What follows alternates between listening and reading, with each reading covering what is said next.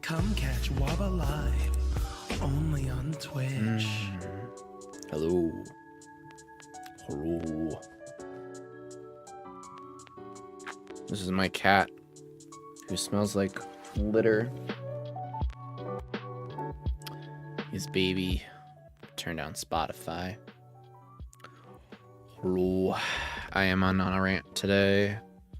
I'm on a rant. Will, thank you for being first. As always. God, you smell so stinky, Nero.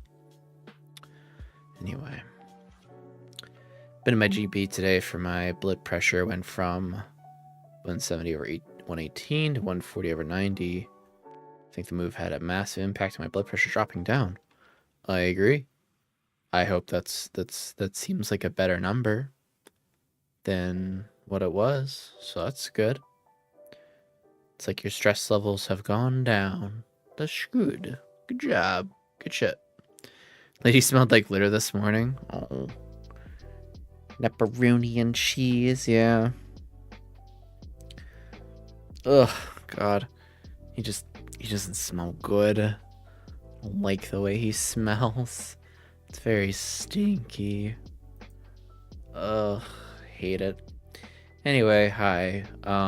So cat wipes. Oh, you know what? We do have cat wipes. We do have like the cat shampoo. And I haven't done that for them in a minute. I don't think we have cat wipes, but we have cat shampoo. But I haven't been consistent with it. Anyway, welcome in everyone.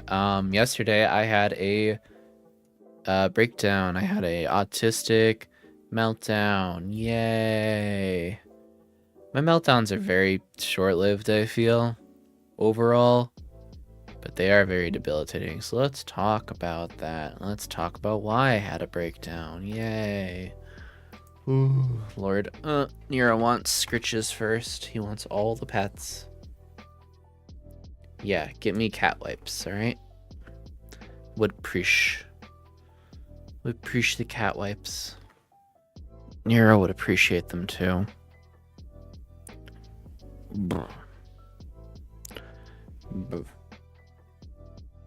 Hello.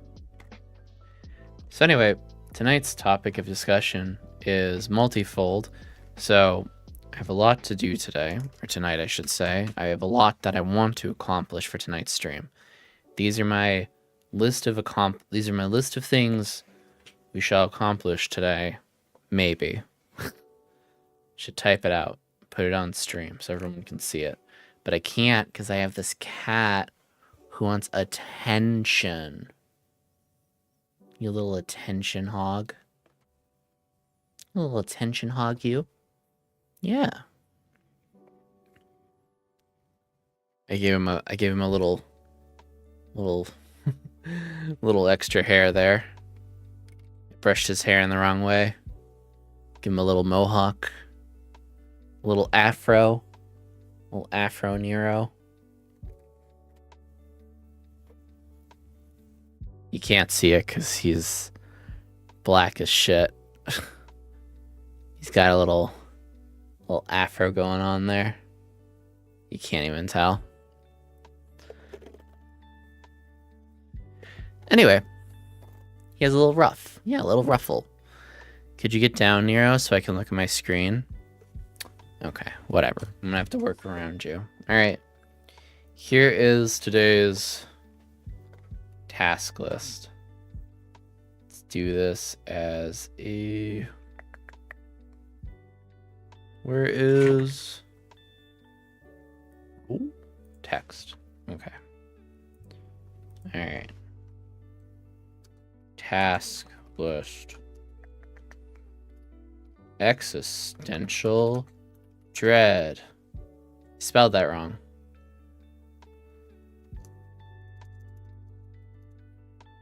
Existential dread. Yay. Alright, task number 2. Science study. Okay, he laid down finally. Task number 3. Figment finale. Okay. That's our little task list for today. We will get to all the tasks, I promise. Or we won't. Let's talk about existential dread. Okay, so I had a bit of a breakdown. Not an oopsie fucko. My mental health is on the brink because I read about the situation in Texas. If you don't know the situation in Texas, basically they decide to have yet another law trying to be signed into law. I don't know if it's actually signed into law or not. About how they're going to basically make it a thing to be like, yeah, we can just go up to anyone on the street and ask them at any time, hey, are you a citizen? Are you a US citizen? Well, prove it right now, or you get arrested and you get charged with a misdemeanor for not having your identification on you. And you just know that those kind of laws are literally just designed to harass black and brown people. Oh, and especially Latinx people. But you know, people in Texas, because the whole thing of like, oh, the border and stuff. So yeah, that sent me reeling a bit, because like, good lord, it was hyper racist. And I don't know why it sent me reeling, but I just kind of like was thinking of everything that's been happening lately, and I had a discussion about it, and then I was in Potatom's stream yesterday. We were talking about how like living and existing as a disabled person is very stressful, very fucking stressful. And there's literally, and then Jane also, that same morning I was in her stream, and she was talking about how she thinks that there's a brain science thing about basically something that is definitely true, which is just that like when someone goes through a traumatic experience or has trauma or is autistic, they have trouble expressing that in a way that other people find believable, / sometimes people don't have empathy for that kind of thing. So they get misconstrued and then further traumatized by people denying that their trauma happened or that they have this experience, and they just do not have the words to describe their experience, so they get, you know, further dehumanized and further ostracized as a person. But Jane was going at it from a brain science perspective and saying all these fancy words I genuinely did not understand, but I kind of eventually understood it. That's basically like she's saying that like autistic people just do not have these particular like certain brain connections or brain structures or whatever, which is interesting. But I basically said this is already a thing in psychology. Like, this is literally a thing. You could look this up. Whereas people who are traumatized, you know, might not meet certain developmental milestones, and as a result find it a lot harder to communicate with other people, ergo trying to describe their own experiences. Oh, also trauma messes with memory as well.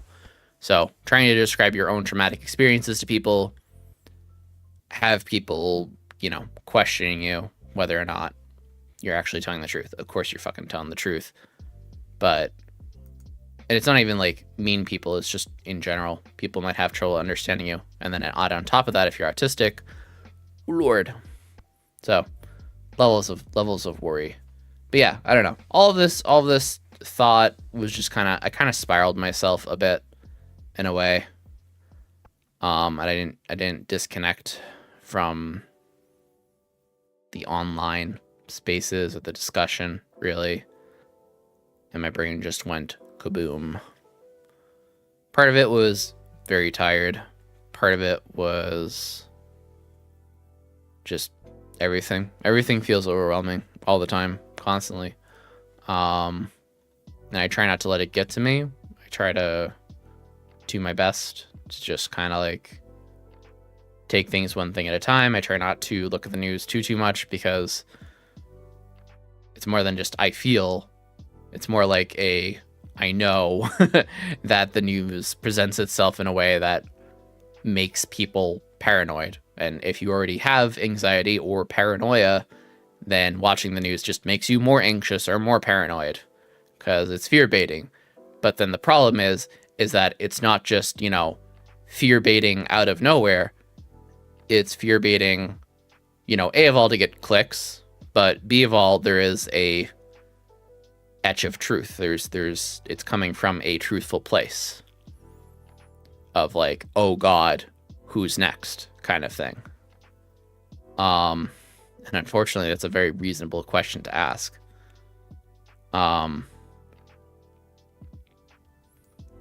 Sometimes I think it's best to know when to disconnect before you start to talk. Yeah.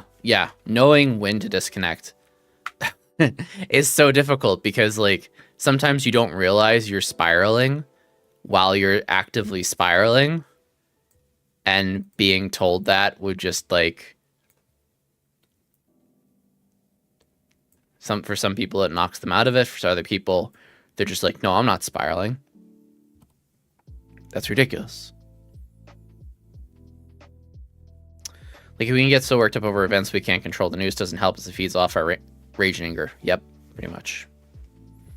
My brain has a difficult time pulling out of spirals. Same. Very much same. And again, it's like I have trouble recognizing, which is so weird because I've been through, it's not weird, it's normalized experience. I've been through so many points of anxiety in my life and depression in my life that you would think I would get good at recognizing a spiral when I see one. But, you know, sometimes you just can't help it. You can't help it. Your brain be built different in a bad way. Usually I can recognize when I'm starting to, my brain is like, but if I stop, what if? Typical paranoia related spirals is what I experience. Yeah, absolutely. So anyway, I pulled up this article. I pulled up 6 different articles.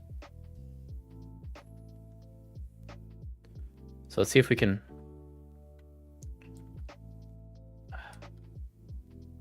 Shoot. Hold on.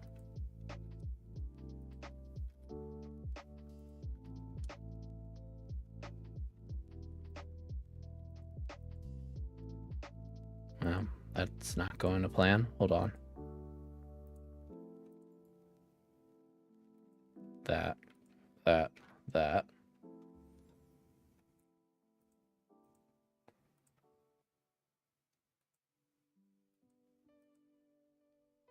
There we go.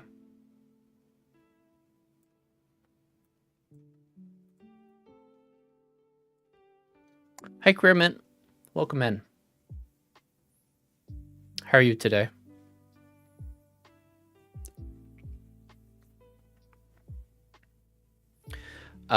So basically I felt like I was, I don't know what the hell I was saying, the half I was saying about, but basically I was saying that, well, just to catch Queerman up, I had a breakdown yesterday, so now I'm kind of analyzing it and trying to reassure myself and reassure other people that I'm not you're not alone in going through this. But I feel my particular breakdown was very existential crisis-y-esque, because I read the thing about Texas and their new super racist laws they want to enact. So yeah. Hi, Laz. Welcome in. Do I need to recap again? I had a breakdown yesterday, probably existential based. I was talking about the Texas bullshit. And I also interacted with a bunch of other situations and conversations surrounding reacting to trauma and dealing with trauma as a disabled person. This is refreshing. So now we're talking about what's external crisis, existential crisis. How do you overcome it? Because good Lord, I don't know. I don't know what I was in the middle of talking about. But, yeah. News can be scary and very triggering to people with anxiety and paranoia. And it's really good to curate yourself and this is something I need to work on. Clearly I need to work on. And I know it was just one breakdown, but still. I would like to work on recognizing when I'm spiraling, recognizing when I'm going too deep down a rabbit hole, or when I'm engaging with too many likewise things that will get me more anxious.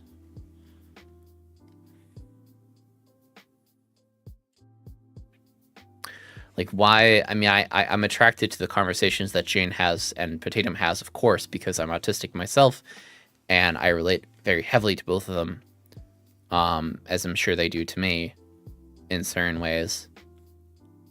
But it's just kind of like, for me, I'm like, you know, while I am, you know, drawn to those conversations, is it healthy for me to always engage them or always like tune in fully to them, you know?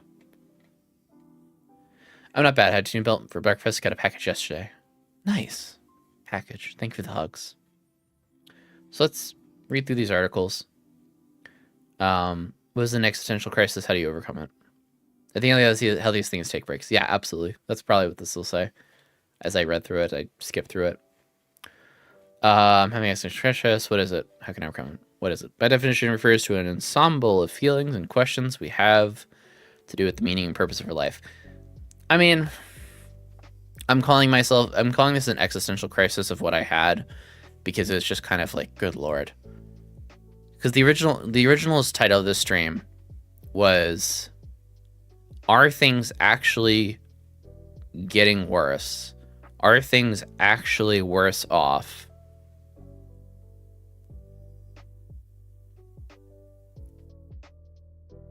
Science says no.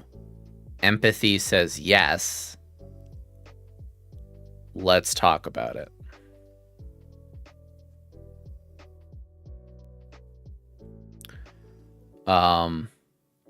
Because there's always this feeling, and I feel like this is a very widespread attitude that a lot of us have about whether or not things are getting better.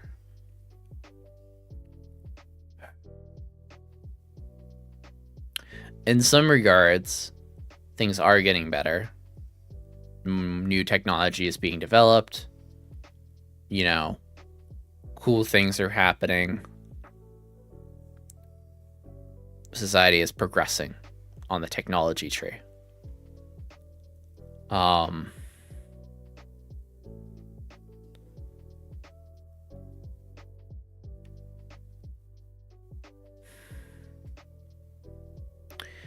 But it's like, for the cultural and empathetical side of things, I feel like we're regressing in some areas. And I think it's very dependent on where you live as well, which is a lottery crapshoot. You know, the ability to feel safe, I feel is a privilege at this point.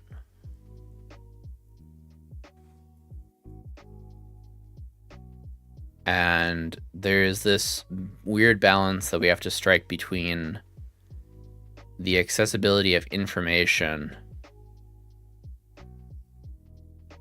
versus what information is pertinent to us versus what information we can keep ourselves in a bubble away from versus information that does affect us or affects our friends, and to what extent we allow that to affect us.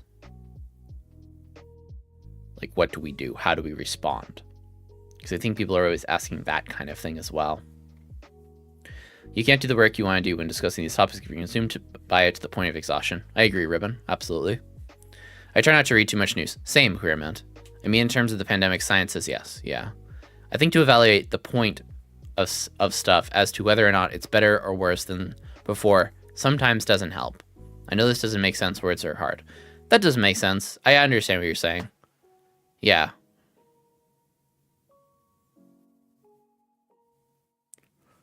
Yeah, I don't think I'm trying to evaluate the point of something.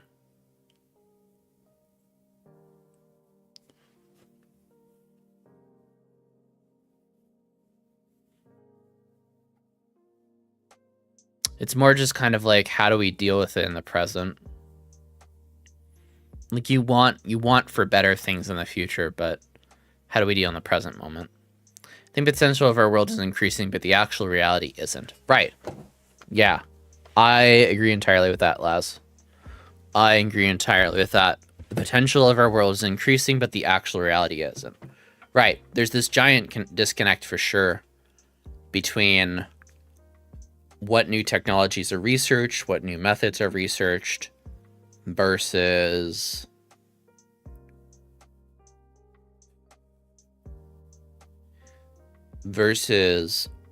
what is accessible to a vast majority of the population. And in that is also like it begs the question of the existential crisis of like, you know, does anyone who is not privileged truly feel safe in a sense, you know, or feel connected or feel empowered? I think a lot of these technologies are really cool and they feel empowering, but not everyone has access to them. When it comes to news and resources, I focus on what can directly impact me. As in regarding legislation, I focus on New York, specifically the immediate area, at least regarding the bad stuff. Obviously, international issues are hard to ignore, but I do my best to stay separate from them as much as I can. As for positive news, that's what I focus on. Some call that toxic positivity. I call that self-care because the world is shitty, and seeing good stuff helps fuel hope rather than feeling lost. Yeah, I agree with that entirely. I like that, Ribbon. I don't think it's a bad thing to look at good news, because I feel like it feels like that expression, but it's not. All news, in all major news, for the most part, is negative. Like, most major news stories are about bad shit happening somewhere else.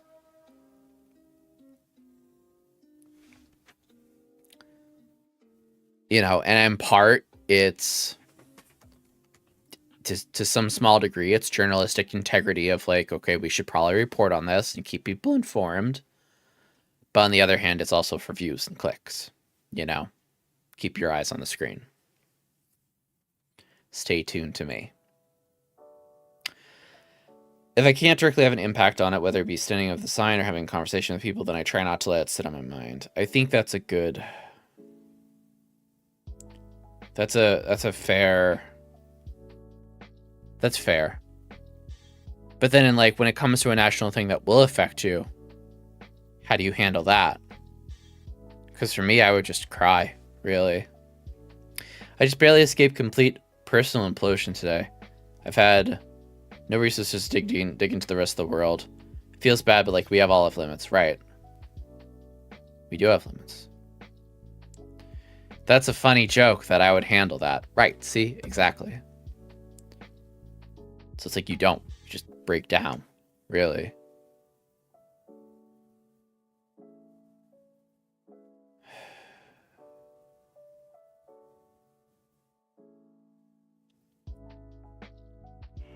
Anyway.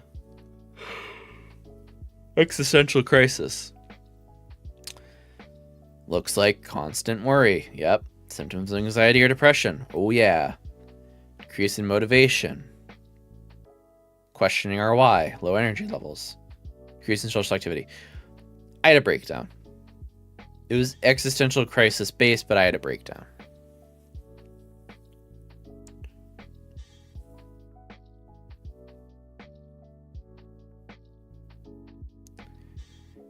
And everything felt like a lot. And everything felt like it's not going to get better. And it's just going to keep getting worse.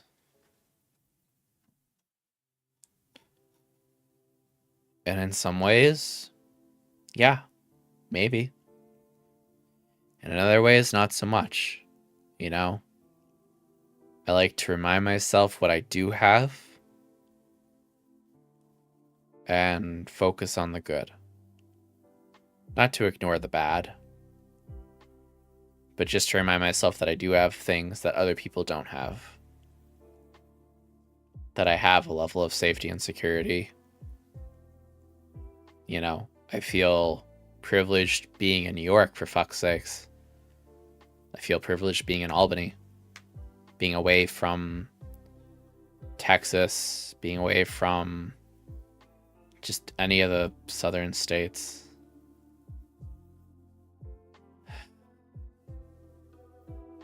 I mean, at the end of the day, you could sum this all up as, Waba, you're too much of a fucking empath for your own mental well-being. And I'm like, bitch, I know.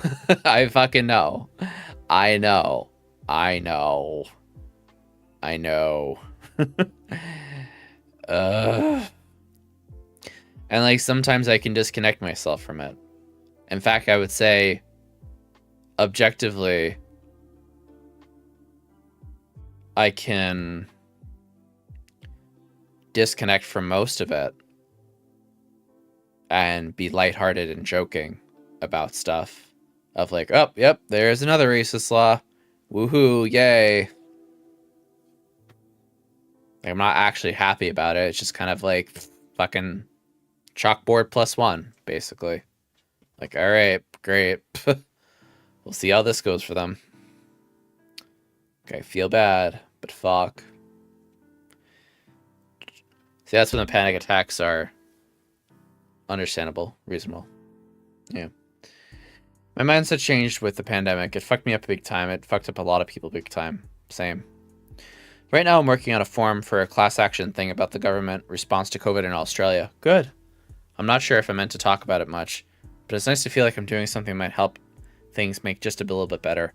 I hope it goes really well, Queerman. It sounds like you should probably not talk about it. I'm not a lawyer, but yeah, generally good to keep that under wraps. But I hope it goes well. Good luck with the class action-y thing. That's awesome. David's therapist had the concept that when it comes to struggles, focus on what you can control. If you can't control it, leave it alone. Or you do your best to avoid it, get out. Yeah, no, same. That's my... Don't get me wrong. That is my general attitude towards life. For the most part, 99% of the time, I'm fine. I'm chilling. I'm vibing. I'm okay. Like, the only thing I really have the mental energy to worry about is my own circumstances. You know? I like to spend empathy here. If we're gonna look at this as like a transactional thing of like, where do I put my mental energy? I put a lot of mental energy into this, you know? I care a lot about a lot of people that are here that are complete strangers to me. Because that's what I do best, is caring for the people that are immediately right in front of me. And if I can impact people's lives in a positive direction who are so far away through the power of Twitch, then by gum, I'm gonna do it. You know? Like, that's the thing that I can control.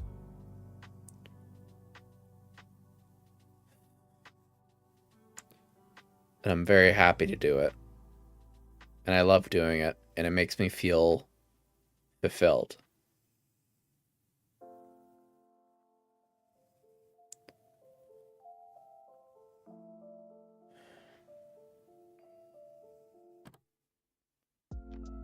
Yeah, it does hurt to see others in pain, for sure. Same.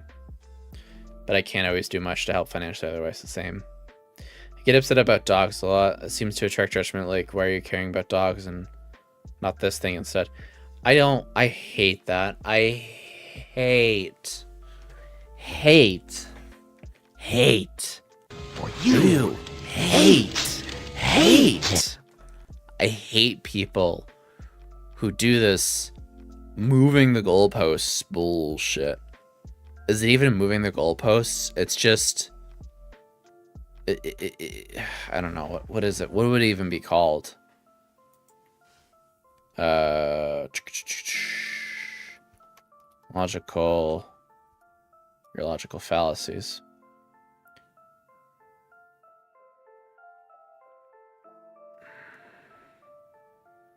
Oh, but what about this?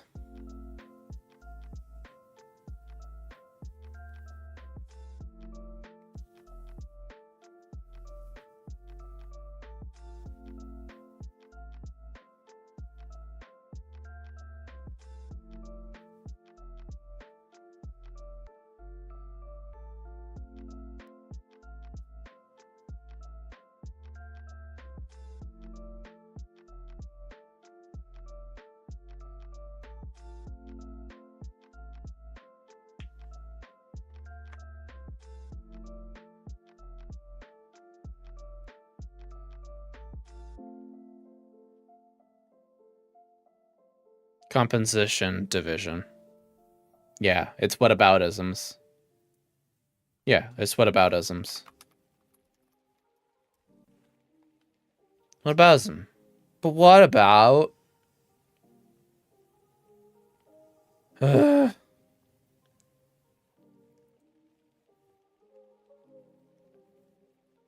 I'm worried about corruption in the government. Well, the whole world is corrupt. What are you going to do about that? 2 quota. 2 quote. 2 quota. And you?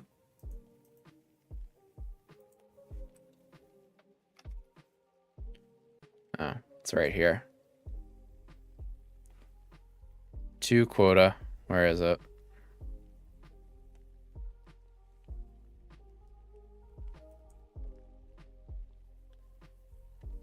You too.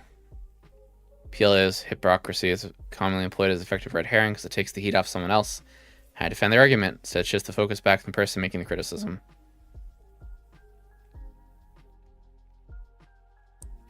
Yay, I have chocolate. That's good. I have 6 posts that I don't want to go through. But yeah, Jesus. Anyway. It's shitty. We hate it. I don't know. TLDR, I'm having existential crises, and I'm trying to have less anxiety about it.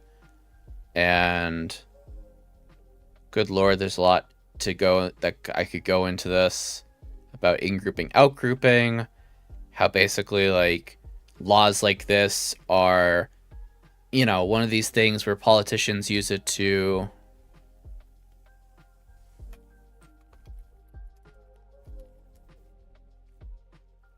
you know, use it to like they like when they do like these ridiculous laws, they do it intentionally to like get people riled up, you know? It's like engagement bait for creators where they say something absolutely ridiculous and racist, and then, you know, they get engagement and they get views. So it's just politicians doing this where they propose a ridiculous law and then it gets people talking, and then in-grouping and out-grouping them, being like, oh, this is completely reasonable law, and then people being like, no, it's not, and they're like, oh, we should shun you, and we should shun you. You know, it puts people up against each other. And then I also pulled up the 10 stages of genocide, because that's related to all the existential crisis I'm having about fucking Palestine and all that other shit. And, like, how the fuck can our government justify this shit? And then thinking about, you know, all this is just about dehumanization, really. It's what it boils down to. It's dehumanization of people, of ideas and concepts, which is part of the, you know, 10 steps of genocide. And I spiraled about spirals. And, you know, just it's research-wise says people think that things are shittier now, but are they actually? No. Maybe.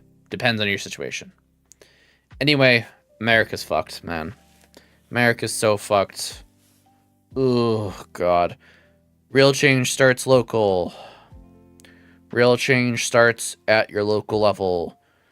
Vote often and vote early, vote often. For real.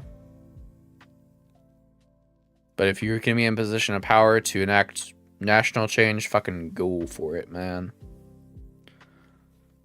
I also focus on just being a kind person, says Ribbon. Same. Being that person that puts a smile on strangers' faces if I can. Yeah, I feel that.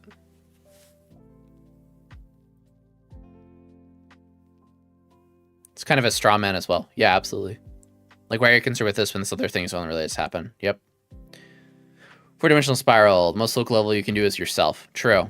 This stuff is also applicable to COVID too and trans stuff. Oh yeah.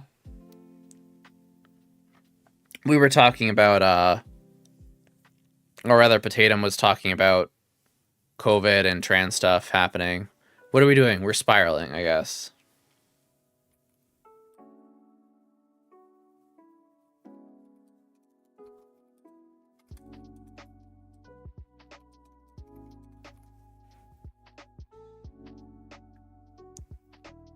Back from the shit show. Welcome back. Hi, Ian. Sorry. Welcome in. How you doing, man? Oh, I can't wait to join you guys. Yeah. Oh, Lord. So anyway, TLDR. I guess the best thing that we can do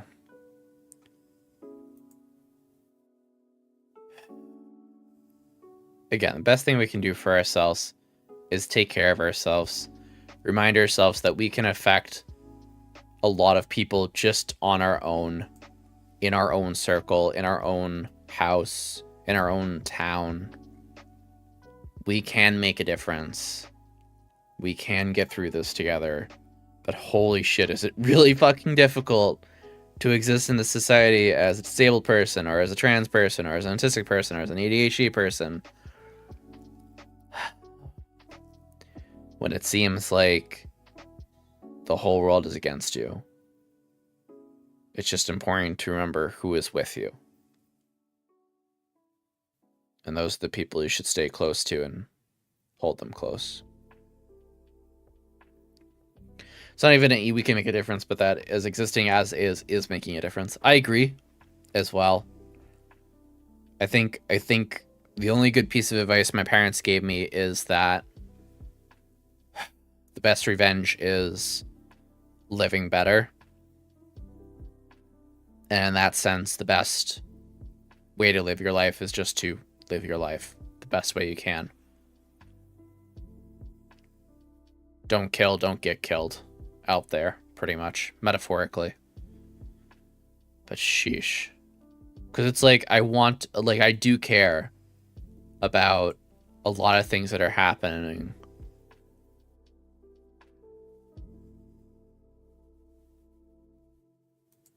I do care about a lot of bad things that are happening out there. But I also don't have the capacity to fully care or fully deep dive on the front lines about these things as well.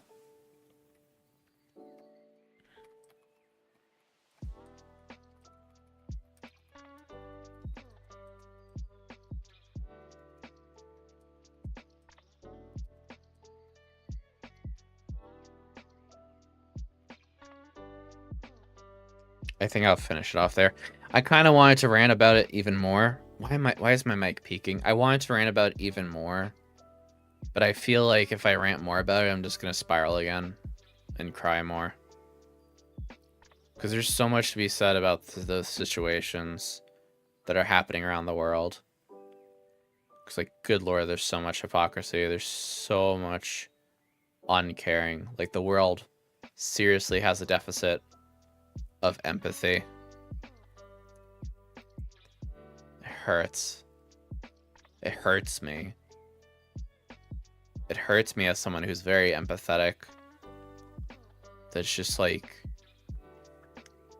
why do people not care? Like, I get that everyone's in their own world in some sense, but then the people who are making those decisions and obviously care about some issue, it's just like, why are you carrying in such a negative direction? Yeah.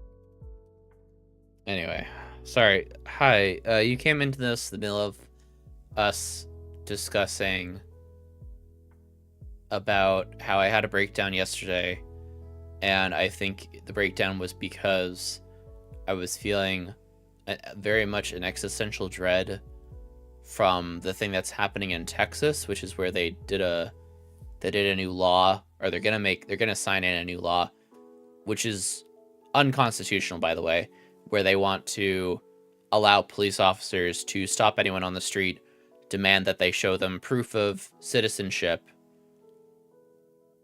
and if they can't provide proof, then they're arrested and charged with a misdemeanor. and fined and possibly deported, which got me into a whole spiral about, you know, the violation of human rights and just all the violations of human rights that are happening around the world and all the latest stuff. Yeah, very, very, very fucking fascist bullshit shit. Ugh. And just like all the parallels of like, you know, like all the parallels of like World War II shit, like, you know, where are the camps at this point? Like, holy shit, like our society is just getting more and more racist and transphobic, and like, you know, it's like, where are the camps? It's like, oh wait, the camps already exist. Obama loved putting, you know, Mexican children in the jails on the border between Mexico and America. That's great, and that's still probably fucking happening too. It's just not covered anymore because it's not a new story, you know? And it's just, it's horrid.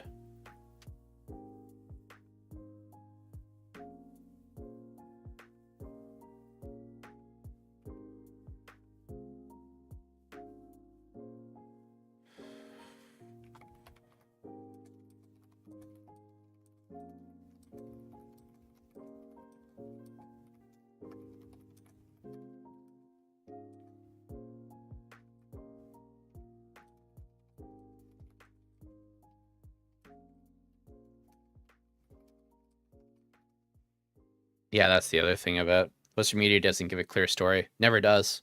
Never fucking does. They just spin it in a way to keep you watching. It's literally the 24 cycle news, the 24 hour news cycle of, you know, keep tuned here to see the latest detail about this, that, or the other thing, you know, about whatever latest story that's happening. On its completely just clickbaiting, view baiting. Are they skewing a narrative or a title of a article to make you want to read it, you know, and then it's not as bad as it actually is? Or they fearmonger and make it sound even worse. And in part, the fearmongering comes from a very real fear, but then in part, it's also, again, view baiting, clickbaiting.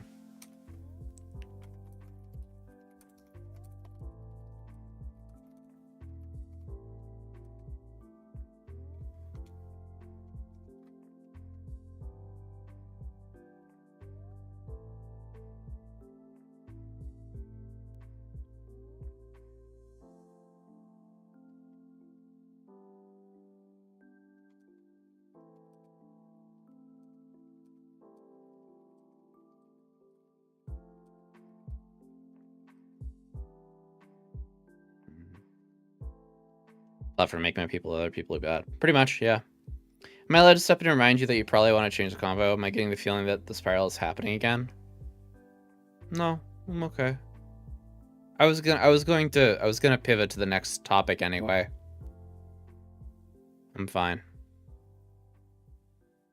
You're not overstepping your bounds. I think that's okay. Thank you for checking in, Ribbon. I appreciate you as a friend.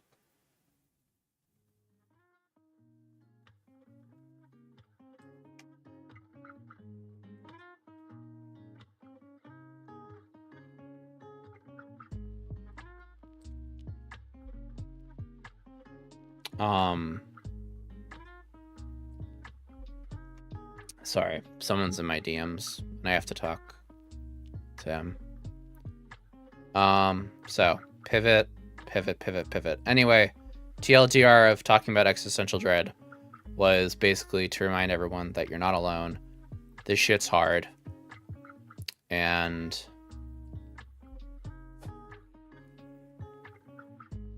together we can get through this. I do genuinely believe that. I guess as hard as this shit is, as how dehumanizing it can be to read and look over all these news things.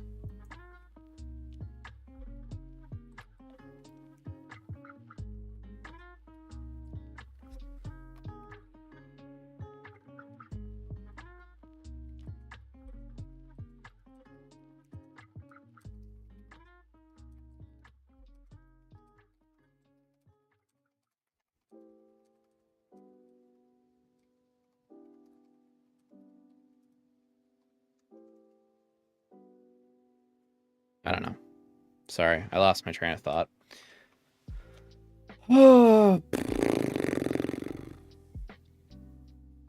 Yeah, it can be very depressing reading the news. So take breaks and remember you can only control what you can control. Control your world. Be nice to your neighbors, you know, kind of thing. Yeah. Okay. I'm moving on. Science study. Okay. So, I was approached by this person right here. This guy. His name's not even here. His name is Terrence Mock. M-O-K. Or, I don't know how to pronounce that actually. Mook? Mock? Mac? I don't know. Terrence. Good old Terrence. We love Terrence. He is from the University of Calgary in Canada. Canada. I have to marker this, so I send this to him later. Hello, Terrence. So this is a study that he has engaged me in answering it. This is part 1 of the study.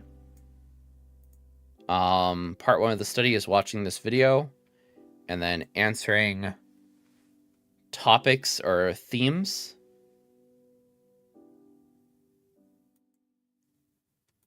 So we're going to watch the video and we're going to do it because he said I could do it live. So I said I'm going to do it live because I think that's fun and it helps me, and being live helps me get my thoughts out because I have a sounding board called chat. Thank you, chat. So, topic switch. Ready? Here we go. Let's watch the video. In this research project. My name is Terrence Mock. I'm a PhD student in computer science at the University of Calgary. So what this study is about is Hold on, this video won't play. There we go. Oh, hold on. Before I play the video, let me make sure that I have muted myself on this. Okay, I have. Okay, we're good. We're good, everyone. Let's go. I'm going to pause ads so we can watch this video, and then we're going to think on it. All right? We're going to do a group think. Obviously, it's just me answering the questions, but this is a group think. This is the group activity, everyone. Thinking about the experiences of autistic live streamers and thinking about how we might change that experience, to make it better, to fix problems, to really kind of enrich the space of live streaming for autistic users. Okay. Please feel free to contact me at any time with questions or comments about the study. What you watch in this video is not a test. You do not need to remember all the information. During the video, I'd like you to pick 2 of the themes that you find most interesting and think about how your own experiences relate to those themes. Right. So it would be really great if you picked some themes that you had things to discuss about from your own experiences. Once the video is done, fill in the form that I've sent. Yes, hold on. Let me pause the music as well, actually. Make this better audio experience here. Can I turn it up somewhere else? Here I can. Sent you for the 2 themes that you picked. So with that, I'll get on to the themes. So here they are. There's 5 of them. Access to people and social experiences, control of interaction and space, accessibility challenges of being an autistic streamer, sharing autistic identity. Hello? This might be my own fault. And achieving personal growth. So for each theme, I'll read a quote. The The quotes are from previous autistic live streamers that I've talked to for prior research. And so again, just pick the two that you find most interesting. So access to people and social experiences. So part of this is about being a part of a community. And Terry, when asked about their motivations for streaming, had this to say. Connection mostly and not feeling alone. That is a common feeling I feel, especially ever since receiving my diagnosis, my late diagnosis. I've been able to pinpoint this feeling a lot more frequently and purposely, so just having community and connection that oftentimes I lacked. So that was, I think, a big part of it, and being able to be there for someone in my stream, like I'm here and another person can be anywhere across the world or the next town over. Part of this is also about building relationships, and Rowan Astor said this. I have made easily the most meaningful and impactful relationships with people through this platform in my entire life. I've been able to receive support from people and feel cared about and seen in ways that I didn't think was possible. I didn't know that that's what friendships and relationships with people could be like because I'd never had them before.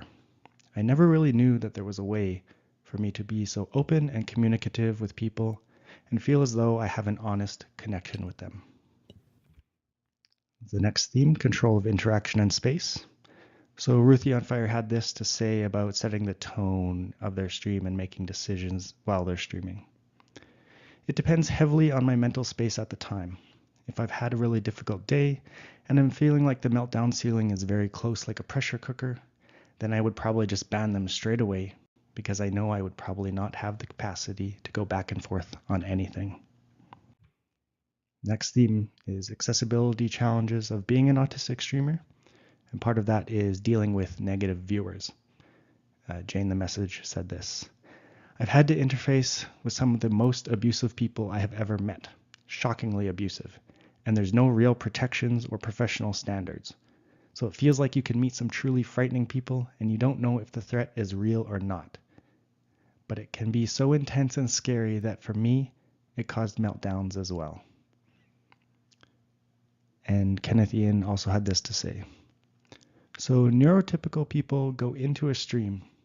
They have an expectations list of how a streamer is meant to behave, how a streamer is meant to look.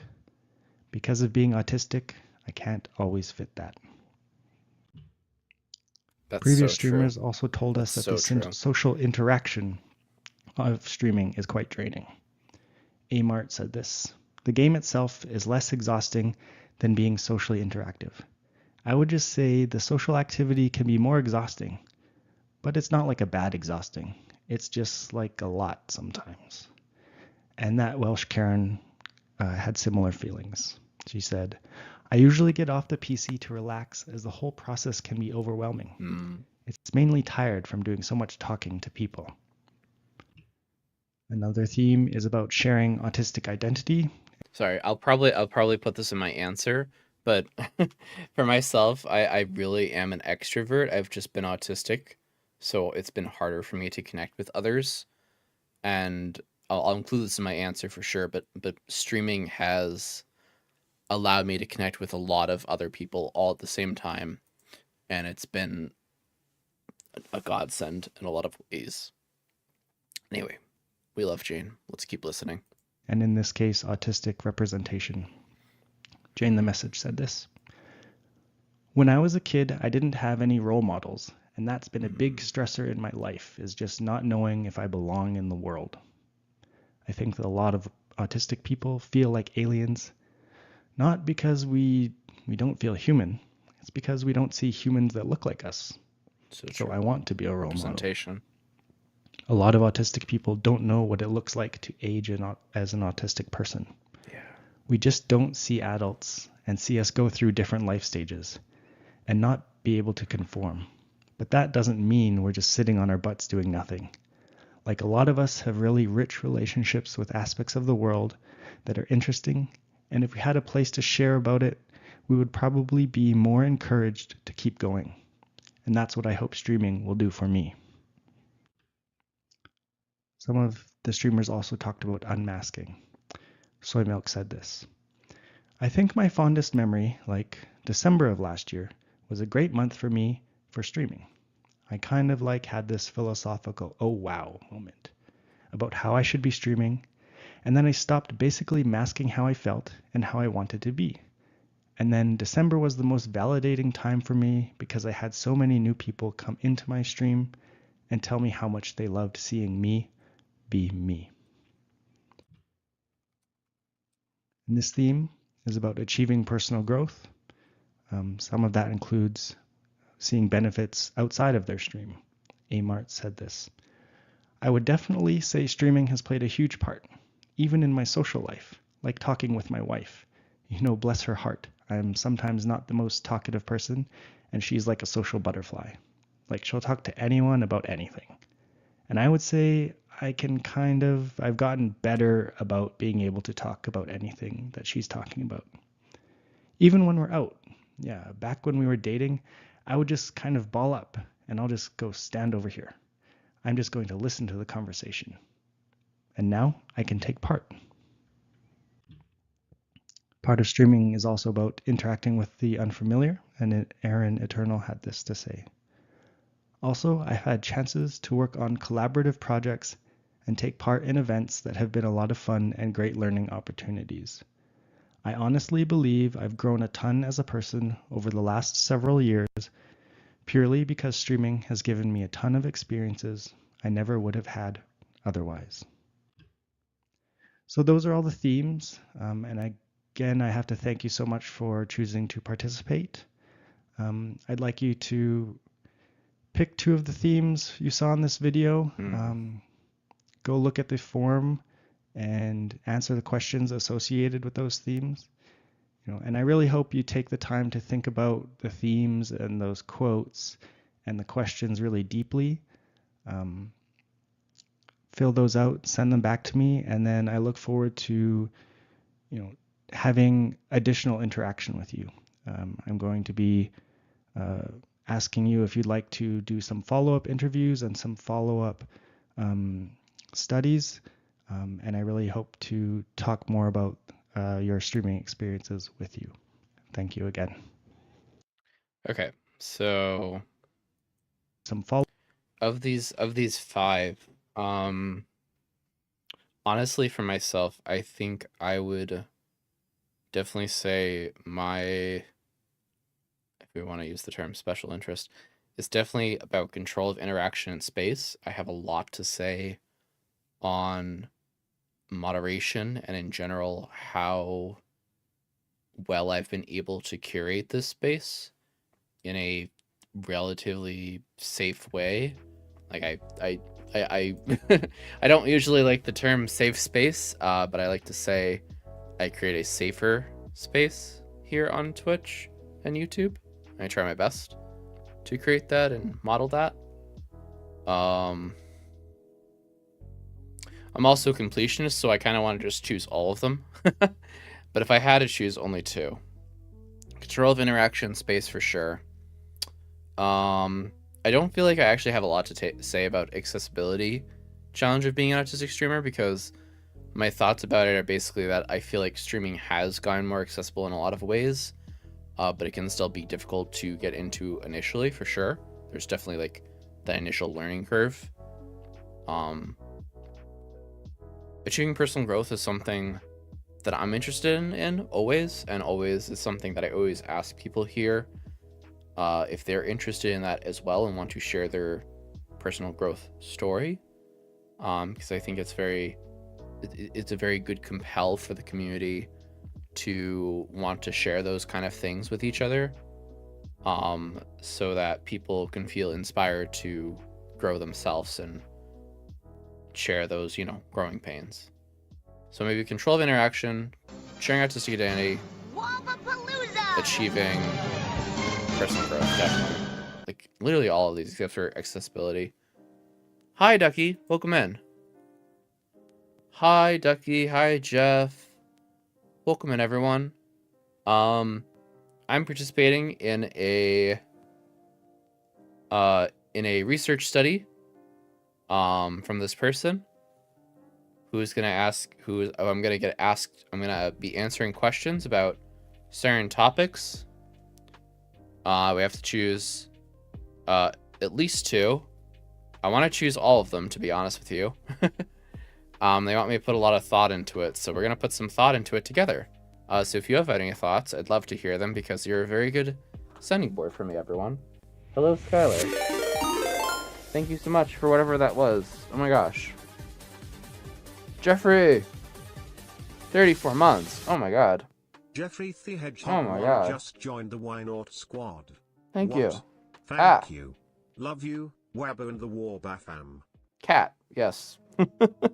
The cat has jumped up on me. He love me. He loved me too much. Nah. Anyway, I can't skip the ads anymore, so the ads will play in like 6 minutes here. Hi. Wow. Thank you so much for the raid. Can we get a shout out to Ducky? How was your stream? I hope it went well. Thank you. Fall Guys. Nice. Hell yeah. Alright. So, let's play the ads. In the meantime, let's think about these topics. You did a mukbang. Nice. Your cat chomped you earlier? Oh, no. 8 sandwiches. I love sandwiches. Sandwiches are my favorite. Okay, so the themes are access to people and social experiences, check mark, achieving personal growth, control of interaction in space, sharing autistic identity, and accessibility challenges of being an autistic streamer. I'm going to choose 4 of these because holy shit, I have a lot to say. And they literally encourage you to info dump. We encourage you to think deeply about these themes you chose and provide as much information as you see fit when answering questions. We estimate this could take approximately 45 minutes. So we'll see. And I imagine we can come back to it as well. So let's do the ad break. And I'll see you all very, very, very soon. Okay.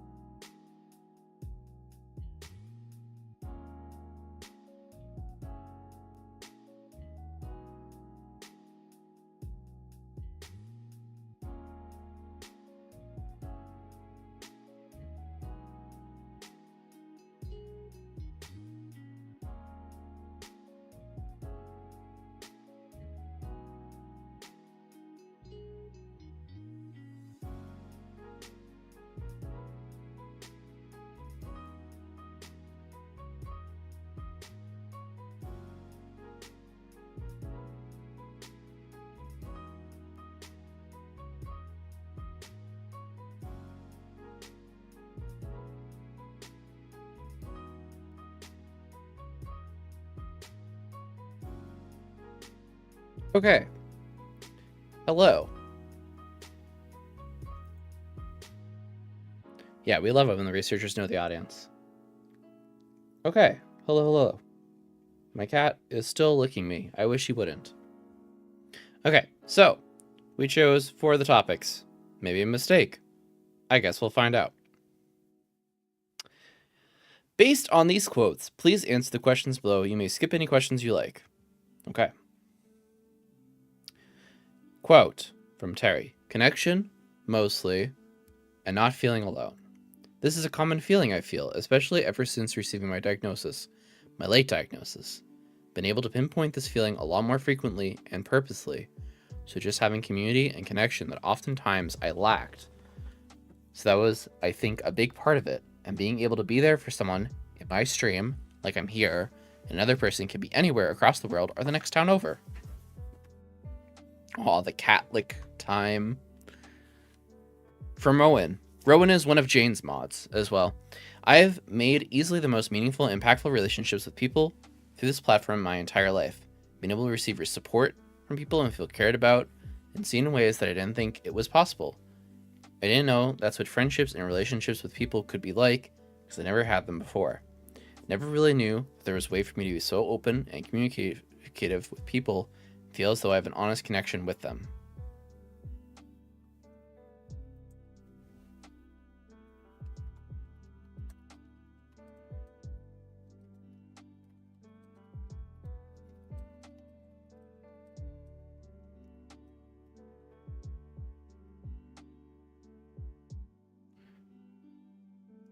Question 1. Can you tell us about your own experiences with creating connections with others outside of live streaming? That's a good question. Oh, man, that's a fucking large question. Oh, man. Oh, where do I even start with that? Can you tell us about your own experiences with creating connections with others outside of live streaming? Fuck. God, I could write you an essay. I have to write you an essay. I mean, that's the nature of the questions, right? We write an essay. Okay. Time to tell my sob story. Ever since I was in... Let me start by saying I'll give you the short version. Ha ha ha. Ever since I was in elementary school, I thought myself diseased, as if I had some sort of icky thing about me that other kids wanted to or even needed to avoid.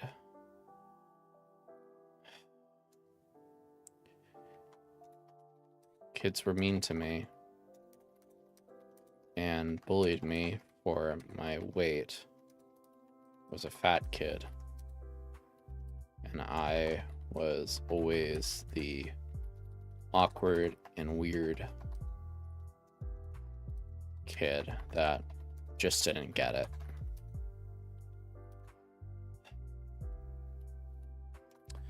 Funny enough, I was the one who got in trouble a lot for throwing rocks at bullies, telling them to go away because I didn't understand that they actually wanted to play.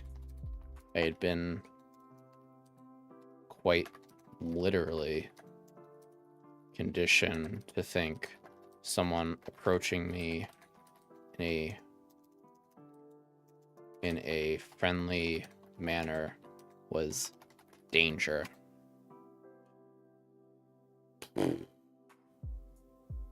That did happen, by the way. It sucked.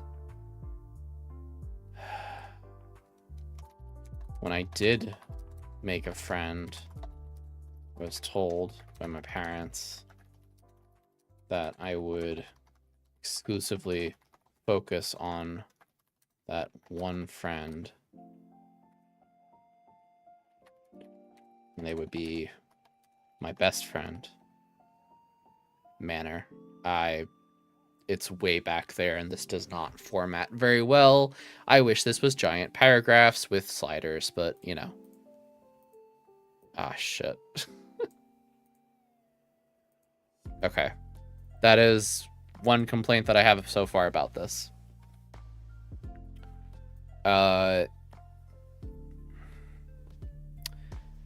Supposed to be my best friend.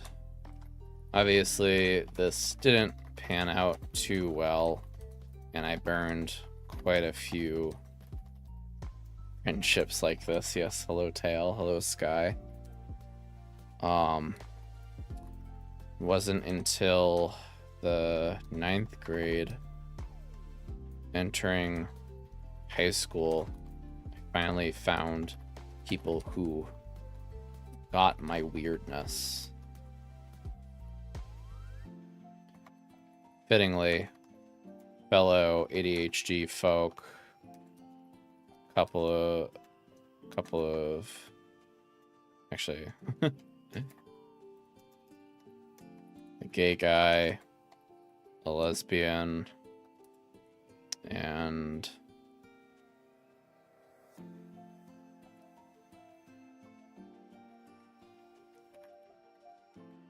theater, and I can't spell theater.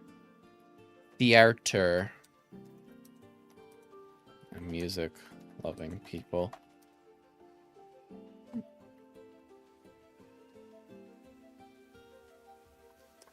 I fit right in with them, but still experienced how do you spell ossitation? Like you're being ostracized? Being ostracized? I did not spell that right. Being ostracized by the general school population for just not getting it.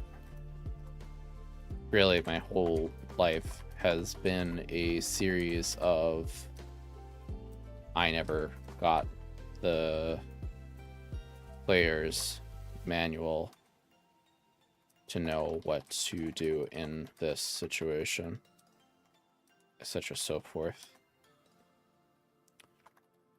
Otherwise, I've made friends in college and beyond who shared interests in video games. I'll say anime. I'm not really a big anime person. Just say cartoons is probably more accurate.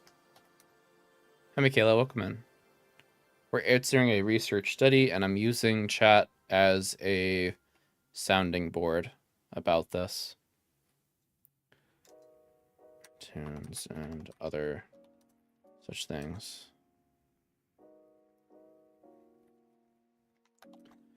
I've done better with this as of late, and live streaming has contributed greatly.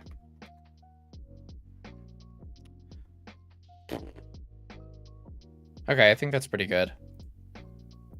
I'm gonna DM Terrence right now and be like, suggestion for the questionnaire future. Unsure if you can reformat it now, but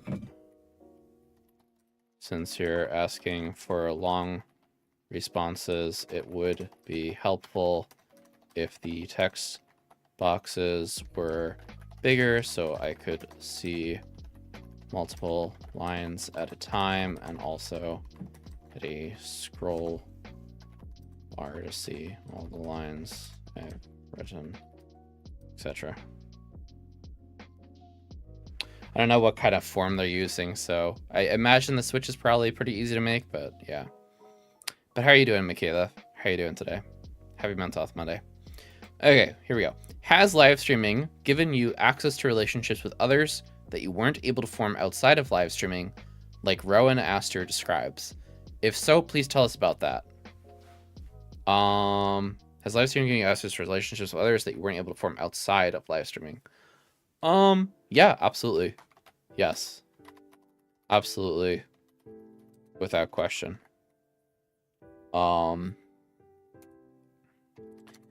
It's hard to talk about mental health openly with others, even those that I've made connections with.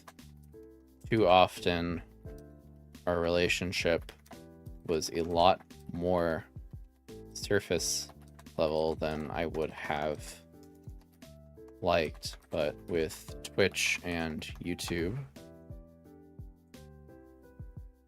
I have found people are much more willing to be open about their own mental health struggles. I've even interviewed several dozen people over the course of my 3 years so far on Twitch on their various lived experiences. This has been an invaluable experience for me and my audience in showcasing so many stories from literally across the globe. Have had a lot of negative experiences as well, but the good still outweighs the bad. At the core, this has allowed me to help so many people and make such a large impact on a vulnerable population, which I am part of. As much of an impact I've had on others, they too have had an impact on me that can't go unstated. And I'm honestly not sure how to put it into words, the impact, the positive impact of impact being a streamer and creator has had on my life. Boom. Because honestly, y'all, you've helped me. Like, as much as I like helping y'all, you've helped me too. Because this has given me a place to just talk and be myself and not like not care, but like not worry, I guess is what I mean. Just not have to worry about trying to mask or trying to perform extra.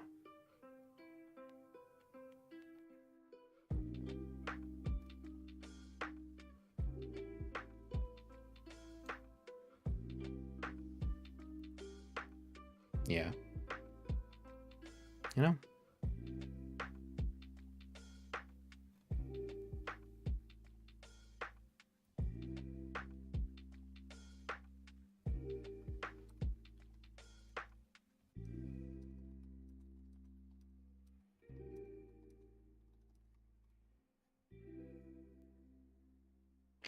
In Terry's quote, they talk about connecting with people that might live across the world. Absolutely. What do you think about making those connections through your own stream? As stated above, I've definitely, defiantly have made connections to people all over the world. Some of my best friends who are also autistic ADHD are in the UK and Australia.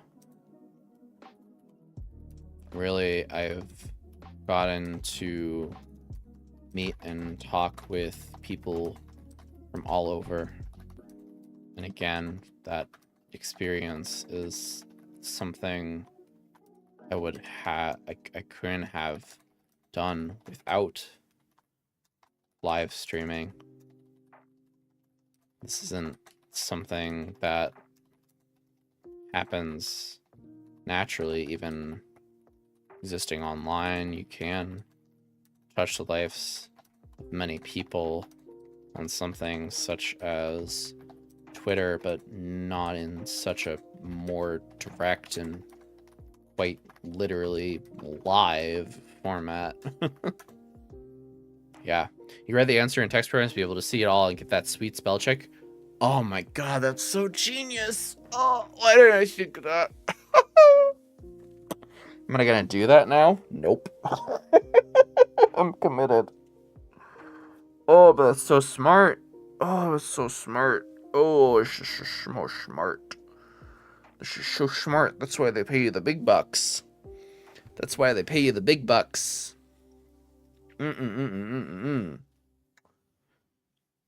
Yeah. Control A, Control C, Control V.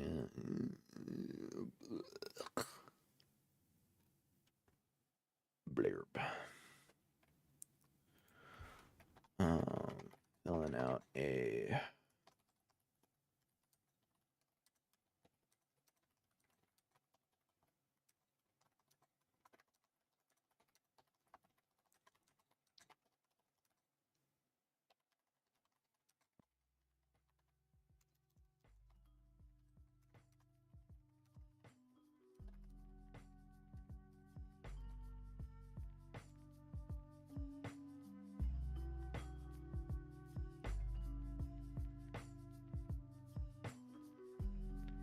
All right, so here we go. Boom. Are there parts of these quotes that are not relatable to your experiences? Are there parts of the quotes that are not relatable to your experiences? Read the quotes again. Connection mostly and not feeling alone. Yep, that is a common feeling I feel, especially ever since receiving my diagnosis, my late diagnosis. Been able to pinpoint this feeling a lot more frequently and purposely. It's just having a community and connection that oftentimes I lacked.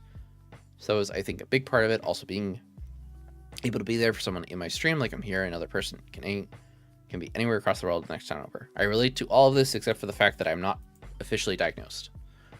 Hello. Thanks so much for the follow. Welcome in to the Mental Health Talk Place Square Safe Space. How are you doing today? Tonight we are filling out a survey related to 3 parts of a scientific study for autistic streamers, of which I am. And then second quote is, I have made easily the most meaningful and impactful relationships with people through this platform my entire life. That is super true for me. I've been able to receive support from people and feel cared about in same ways that I didn't think was possible. True. And think what I didn't know that's what friendships and relationships with people could be like, because I never had them before. I never really knew there was a way for me to be so open and communicate with people and feel as though I have an honest connection with them. Are there parts of these quotes that are not relatable to your experiences? Nope. All parts very relatable. On technicality, I am not officially diagnosed autistic, but I am like discovered, and I met my first partner before Twitch. Doing all right, going through some annoying name change paperwork, but other than that, doing good. Same hat. My partner Frankie is also going through name change paperwork as well. Exciting times. I wish you a lot of luck with it, though, for real. It can be very stressful. I'm sure. I know there's like many different steps to it. Hey, Plant Witch Willow, welcome in as well. You too. Same hat, same hat, same hat. I feel, yeah. Paperwork is always tedious, especially like government paperwork. Ugh, so tedious. I hope it goes well for you, for real. Also, what are your pronouns, if you want to share? Hello, yep, official name change coming up. Hell fucking yeah, Willow. Let's go. Very exciting. Weirdly, in the UK, it's very straightforward. Well, I would say that's a positive thing, right? But that is kind of weird, because I would think the UK would be like super bogged down with pomp and circumstance. Hello, cat. Welcome back. Are you here to bother me about food that's already in your bowl? They, them. Me too. Same hat. How's it going? Oh, Lord. But yeah, chat, feel free to chime in on any of this. If any of these kind of quotes relate to you, or if you want to answer these questions for yourself, I'm happy to read your response. I love, again, I mean, this is literally all about sharing experiences. So, I fucking love this shit. Oh yeah, they try to encourage you to go through the government website, but you can absolutely do it free of their influence as long as you can get 2 signatures. And for free? For free? For free 99? God dang. Oh shit. Well shit. Alright. Well fucking hell. That's really cool. That's really fucking cool. Yeah, in New York, it's like $200. $200 and some change. In other states, it's more expensive. Really depends on the price. I'm agender, though. That's cool. So, like, I don't get a ton of dysphoria from other pronouns. Cool. Thank you for sharing. I, myself, am non-binary.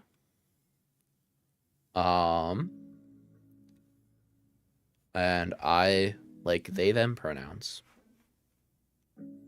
I don't necessarily get to, I don't like he, him pronouns for myself. All I had to do was get a deed poll printed on some fancy paper. Like $6 total. Wow.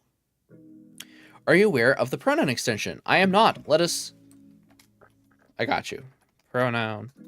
I think it's Twitch pronouns. Twitch. Pronouns. Here you go. Boom.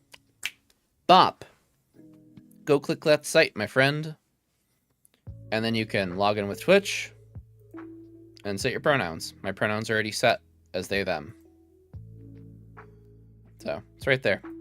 You can select your pronouns. Oh, they added more pronouns. That's awesome. They added more pronouns. Cool.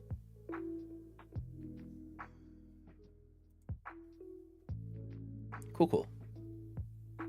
I mainly like they, them. Yeah. I pretty much exclusively like they, them for myself.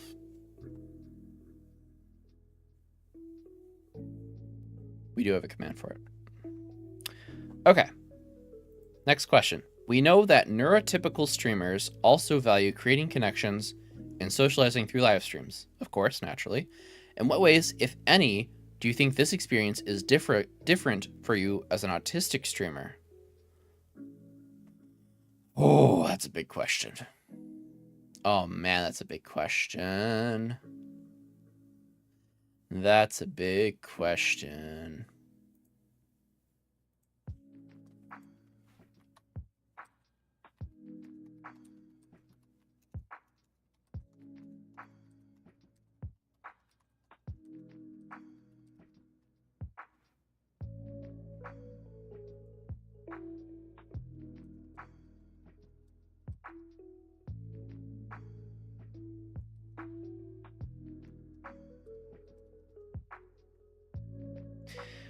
Where I'm at, it's $400, and you need to put an ad in 2 newspapers. Yeah, I think we have to do some. I don't think we have to do all of that, but we have to do something like that, which isn't covered in the 400, nor is the background check. Ugh. Jeez, yeah. I've heard about that before. Also, you can download the extension for your browser so you can see other people's pronouns too. That's so weird, sis. And it's weird in your eyes, Queermint, but unfortunately that is the norm in some of the states in the US. I don't know if you're in the US specifically, citizen, but that sounds very US-esque. Very southern US. An ad for what? You have to put in a newspaper announcing your name change. This is actually a pretty common thing for name changes. Like, you have to put in, like, you know, person, you know, dead name shall now be known as this name. Oh, yeah.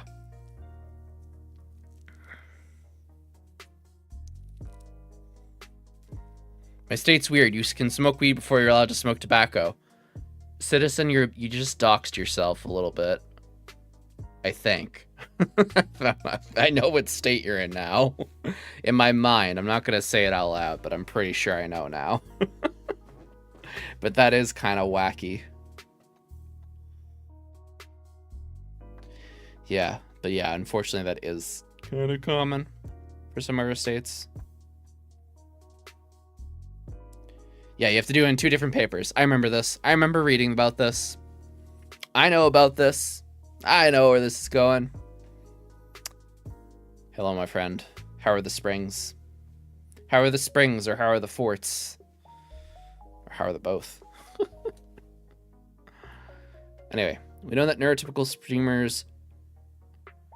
Hi, Whites. Welcome in. Happy Monday, friends. How are we feeling today? We're feeling all right. Sounds like super fucking dangerous too. Yes. Yes, it is.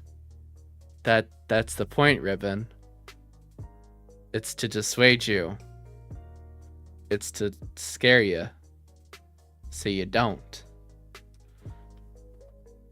Don't we love America?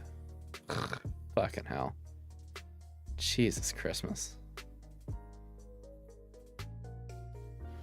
How's awesome here? Yeah, we're filling out a survey today, is what we're doing.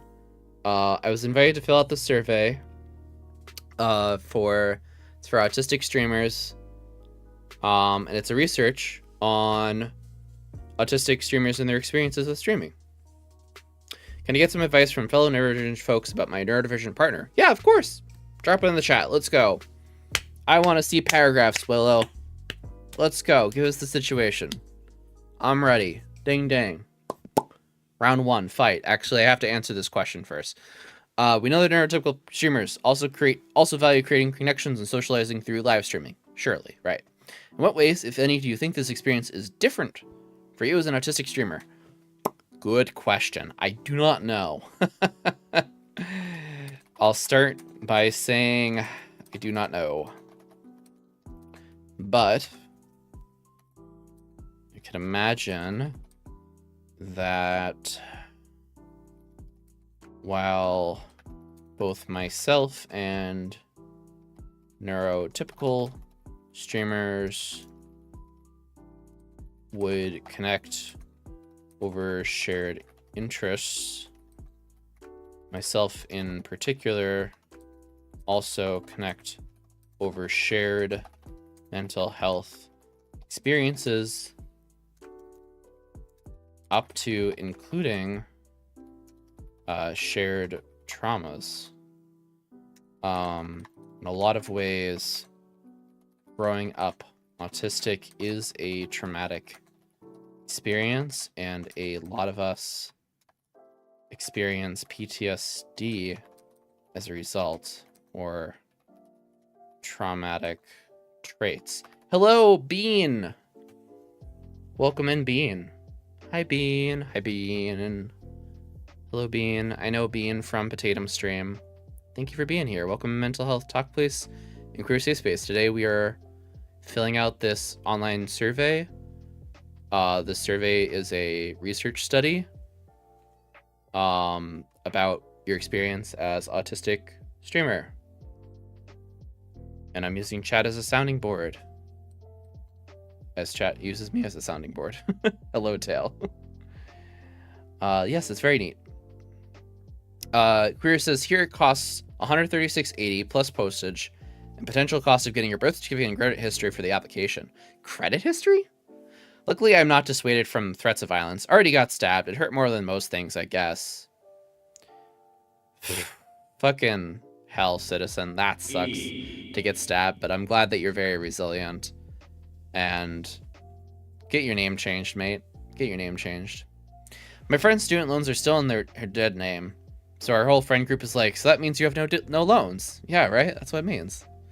After she got her name legally changed, they joked about evicting that weird dude who keeps getting his mail delivered to her house. Ha! That's funny. Okay, Plant Witch Willow says, here's the thing.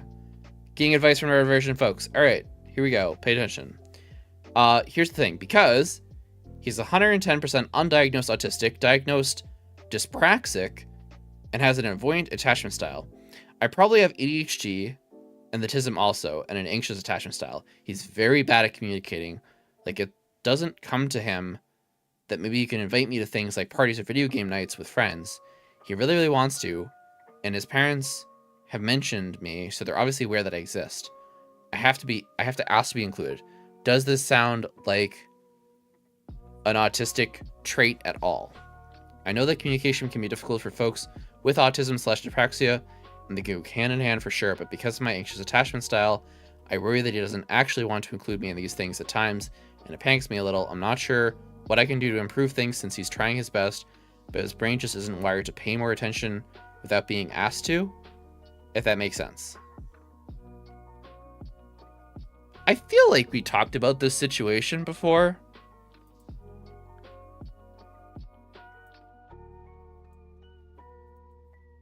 Or did we talk with someone else about this?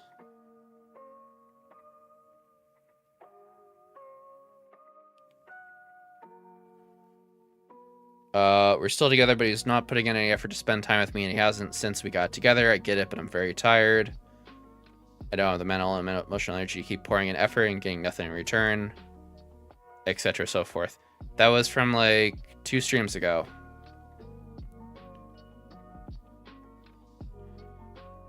And I was like, you should break up.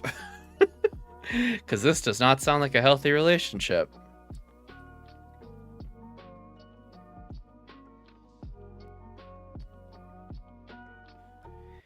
Yeah, being forgetful to that point is definitely concerning, for sure. I'll catch up with the rest of the chat in a minute. Hold on.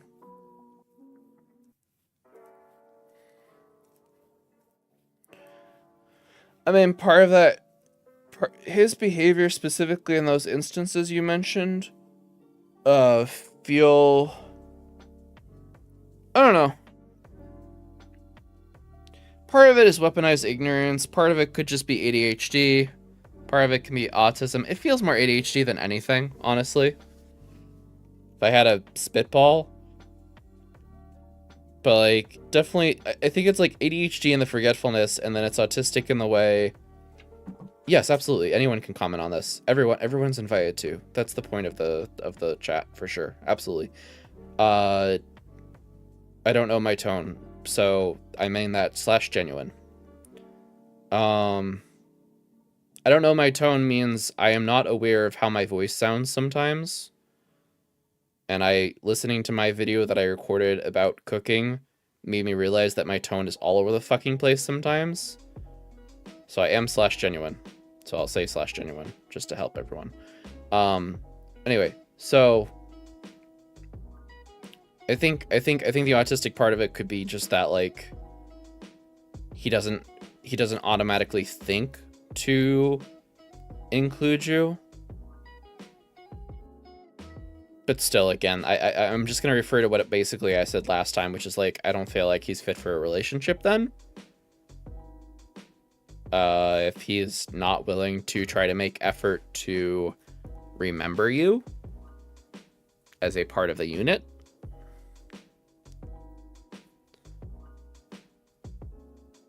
So, yeah. I don't know. My advice will always be break up. Especially if the relationship's very new. And, like, you deserve better, you know?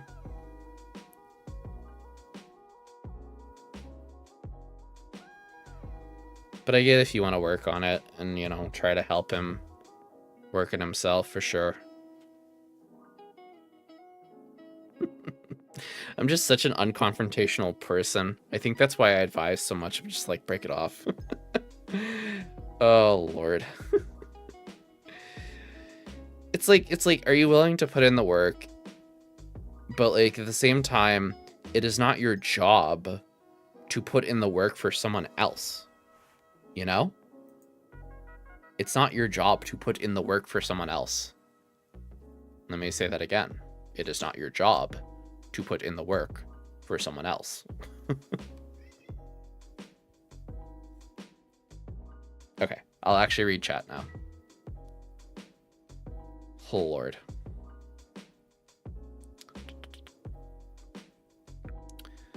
Nice. Hi Bean. Sounding board. Sounding board. I think it's important to maybe share that you'd be interested in those kinds of things. This is for the question. I think. Oh whoa. Oh whoa. Oh whoa. Oh whoa. Oh whoa. There's your oh whoa. Like I've been forgetting blah blah blah blah. Could I comment on this? Yes. I would say they may be thinking of including you in things, but the avoiding attachment style really tells me that I might be afraid that you'd say no. I think having a very open communication with him about your interests and desires to be involved might help him know it's okay to ask those kind of things. Yes. I agree with that. Yeah, absolutely agree with that. I think it's okay to have conversations that are literally verbatim this. Ready for this? Here we go. I'm going to give you a script. That way you can't fuck it up. You can't mess it up. Here's your script. Hello, boyfriend. I like you, and I like being involved in things. So when you do a thing, I would really appreciate it if you also invite me to thing. I'm usually going to say yes. And if I say no, it will not be a personal slight against you. It's just because I'm busy. I swear to God, it's because I'm busy, and it's not because I hate you or something. Or whatever your brain is telling you. Whatever your brain is telling you is probably wrong. Not trying to gaslight your brain, but your brain has a tendency to do that. Anyway, please invite me to things. Would appreciate. Thank you. Much love. Moi. There you go. Verbatim script. Perfect. Nothing could possibly go wrong. That's untrue. But like, you know. I'm incredibly tired, so that's probably I'm forgetting so much. Yeah. Definitely sounds ADHD to me, but also my ADHD is pretty severe. And if I had a partner, I would definitely be inviting them to everything. Same. And that's what I do. I disagree, Waba. From personal experience, the David and avoidance style. Fair enough. When it comes to the ADHD portion of this, along with my avoidant attachment style, my husband also struggles with this. And we've been through these exact issues because I am also anxious attachment style. He has said that he has learned about something called object permanence. Yes, object permanence pertaining to ADHD. Oh, it's such a topic. If I am not there, directly in front of me, he forgets that I exist, basically. Yes. Literally, this happened the other day. And Frankie has worked on it, and he takes meds, so it helps when he's on his meds. But when he's off his meds, he has literally ordered food for himself, and then the food gets here, and then I'm like, babe, you didn't get me anything? He's like, oh, I forgot you were here. And I'm like, babe. I'm like, what the fuck? Like, I'm not offended by it, because I understand how his very ADHD brain works, because I'm also ADHD. But it's kind of, it's basically like you have to learn how to be considerate again, pretty much. And you got to like have reminders for yourself, you know? So if that's what it takes, you know, that's what it takes. Which is why I avoid dating these days. That's so fair. Oh, sorry. That was the other comment. If not there directly in front of my eyes, if you create some exist, basically. Right. Citizen says, by the way, I don't have autism. That's cool. But I'm very neurodivergent. Welcome to the club. Welcome to the club. Welcome to the club. Welcome, Squidward. Welcome, Squidward. Welcome, Squidward. So I fully get where your partner's coming from when it comes to becoming detached and distant, but I always feel very guilty about it. And that guilt makes me avoidant, which is why I avoid dating these days. Okay, there we go. Full context heard now. I had that thought too. Spoke to my therapist about it, and she thinks that there's a lot of love there, which there is. He was stoked when he came to stay the weekend. That's awesome. David was constantly used to being rejected from things or being told no to his suggestions. So it took a lot of work to get him comfortable with asking me things. Fair enough. Really did wonder about this. He definitely struggles with object permanence, yeah. This hurt me because I am very thoughtful, always thinking about what he would like, whether he would enjoy the activity I am or plan to partake in. It can be incredibly hurtful when our partners don't put forth the same effort. I agree with that, White. I have been hurt a lot in the past because of that very thing. That I try to be very thoughtful. And then it's like someone just does not care the same that I care. That was something I considered, yeah. Open, honest, and one-on-one discussion would be very beneficial. I agree. Always agree with that.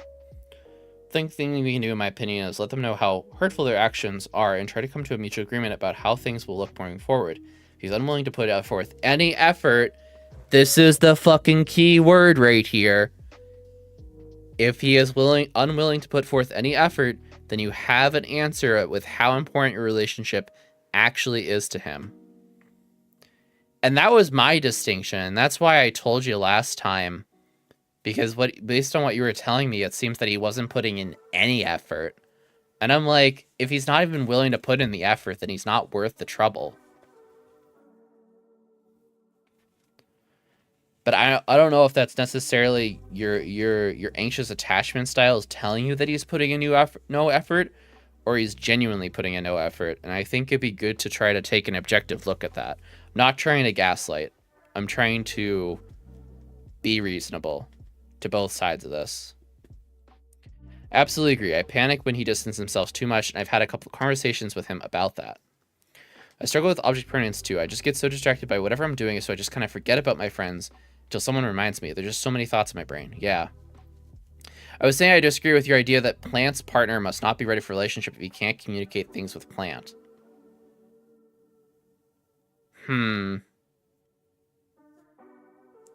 I mean... Okay. That's fine. You can disagree with me on that. This is my way of thinking now, because I've learned from myself that I can't waste energy or time speaking to someone who's not willing to communicate or not willing to try to communicate. You know what I mean? So to me, it feels like that person would not be ready for a relationship if they're not willing to communicate. I understand communication is hard, and people do go through that struggle even while in the midst of the beginning of a relationship, for sure, because it's a new person, and that's nerve-wracking, for sure. But, like, I don't know. You gotta show that you're gonna try, even if it's hard.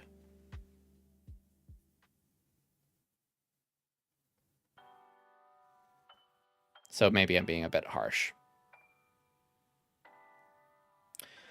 There's a possibility that he's ADHD, but a psychiatrist said it's unlikely. That said, he is very good at masking. Yeah, that's half the battle with trying to get diagnosed formally. Dude does that too, but with cooking. That's the thing. When we're together, he's fantastic, but when he's at home, he forgets him around. That's very, very ADHD. I probably fall into the avoidant style too then. Not gonna lie, I typically just coop myself up in my office, and David sometimes feels like avoiding him when I'm not the case. He honestly doesn't put in much effort when we're apart. Almost 69k rocks. Nice. I guess my brain goes to, what effort are you expecting when you are apart? That's a good question. That's a good question. What are your expectations? And does he know your expectations? Have you communicated that to him? And is he willing to make an effort to those expectations? Are they realistic? And like every friendship, I always feel, says Queerment, like the other person more, that I like the other person more than like me. Yo, me the fuck too, Queerment. Holy shit, I relate to that so hard in a very bad way. But I think maybe part of that is my ADHD communication issues actually making people think that I don't want them to message me, etc. I feel it in the sense of that I feel like I'm being too much. And that I feel that drives people away. So yeah. When we're together, things are wonderful. He's notoriously bad via message or two. I might see if I can just try video calling him during the evenings instead. Good idea. His communication is very sparse, Because of his dyspraxia, he barely speaks to anyone besides his friends in the evenings, including his parents. His response has always been sporadic and short. Yeah. He may be ready for a relationship where he can learn and grow if the other half of said relationship is willing to stand beside them with kindness and patience while he does. But some people may not have the energy to put forth towards helping someone move through that journey, and both answers are entirely acceptable to each their own. I appreciate you saying that, White, because I don't feel like I'm a horrible person for having this opinion. But definitely it's kind of like to each their own. It needs to be like, are you willing to put in that energy to understand someone and help them through communication issues? And I gotta say, full fucking disclosure here, I was that person who had to have a lot of patience, a lot of kindness, and I was very willing to stand by my partner and help them to be better at communication. And there were some bad parts. There were some really, really bad parts where the silence was very silencing. Silence was deafening. The silence was very uncomfortable. And, you know, I kind of just asked him, like, hey, like, I need you to talk to me. I cannot read your mind. And for whatever reason, that just kind of helped click for him. And we talk fine now. We talk great. We communicate great. But it definitely did take patience at first.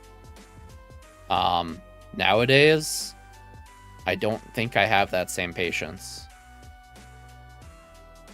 And I think part of that is there's just many different reasons. It depends on the context, but I just don't have the patience, I think, much anymore. To some extent, I have the patience, but other days I definitely don't, you know. He doesn't know my expectations. I told him over the weekend and wrote a list for him, not to be patronizing, but just so they have something to refer back to. I think that's a good idea, though. I think that's not a bad thing at all. I get that. I think your expectations should be communicated to him and asking him his expectations and determining from there through a thorough discussion what two of you could do from each other of your expectations. Yeah. I hear you on being too much, Waba. Thank you, Willow. Drink water.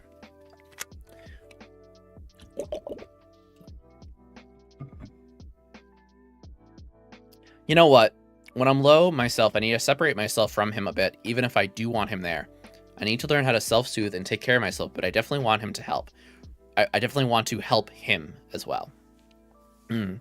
Yeah, I think there needs to strike that balance between having a partner who is like someone that you value, and it's someone you can get emotional comfort from, but you can still be independent on your own and self-soothe and not need them.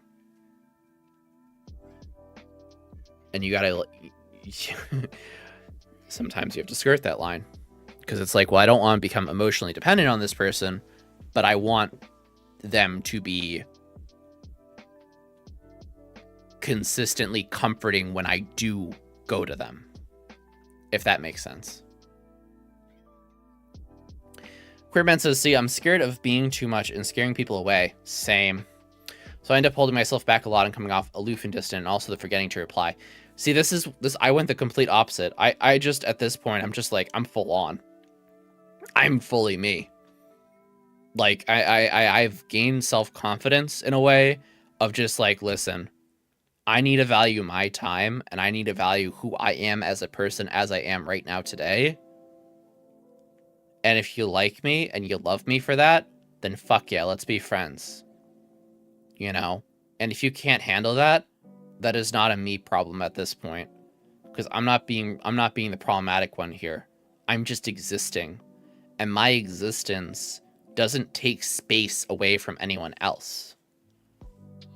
Your existence does not take space away from anyone else. You are allowed to hold space. That is something that we've talked about here, and something I've tried to empower and embolden people here about, is that you are allowed to take up space here. And I encourage you to take up more space in your life, because you are allowed, and you are valued, and you are valid.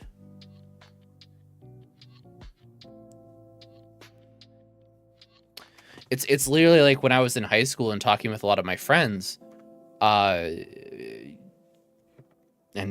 honestly, I know it's gonna sound sexist, but literally a lot of my female friends specifically had this very like timid attitude about taking up space. And like obviously I understand it now from like, you know, the standpoint of like, okay, yeah, they were fucking socialized to be that way, to not take up space and to be, you know, seen but not heard, you know, just the pretty face, you know. And I literally was just like privilege pushing myself in the way of just like girls, like the fuck you doing? Like, speak up for yourself. You don't like something, just say you don't like it. And they're like, oh well, I got to be considerate to everyone else. And I'm like, no the fuck you don't. If you're not okay with something, if you're not comfortable with something, say something. It doesn't make you a bitch to fucking speak up for what you feel is right, or what you like or what you don't like.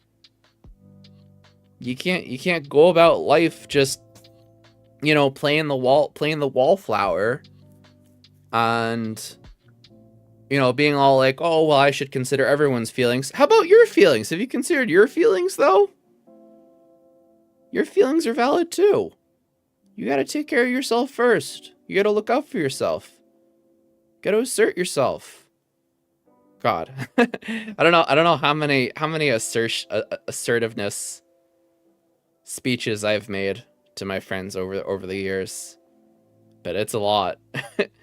And for as annoying as I was, I'm sure they still appreciated it. And they're more assertive person now.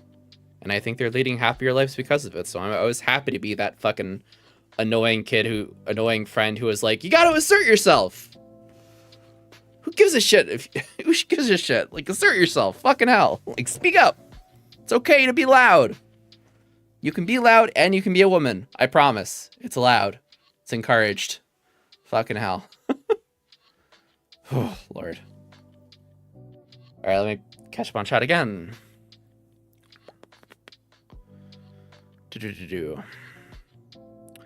He mentioned over the weekend that he's told me things which he's never told anyone else before, and that genuinely means a lot. That means a lot too. Yeah, absolutely, Willow. That's really great. I was too. 13 years of patience. I eventually got to a point where I just couldn't anymore, says White. I didn't have the energy and was tired of being treated the way I was because of his ignorance and unwillingness to do what it took to heal.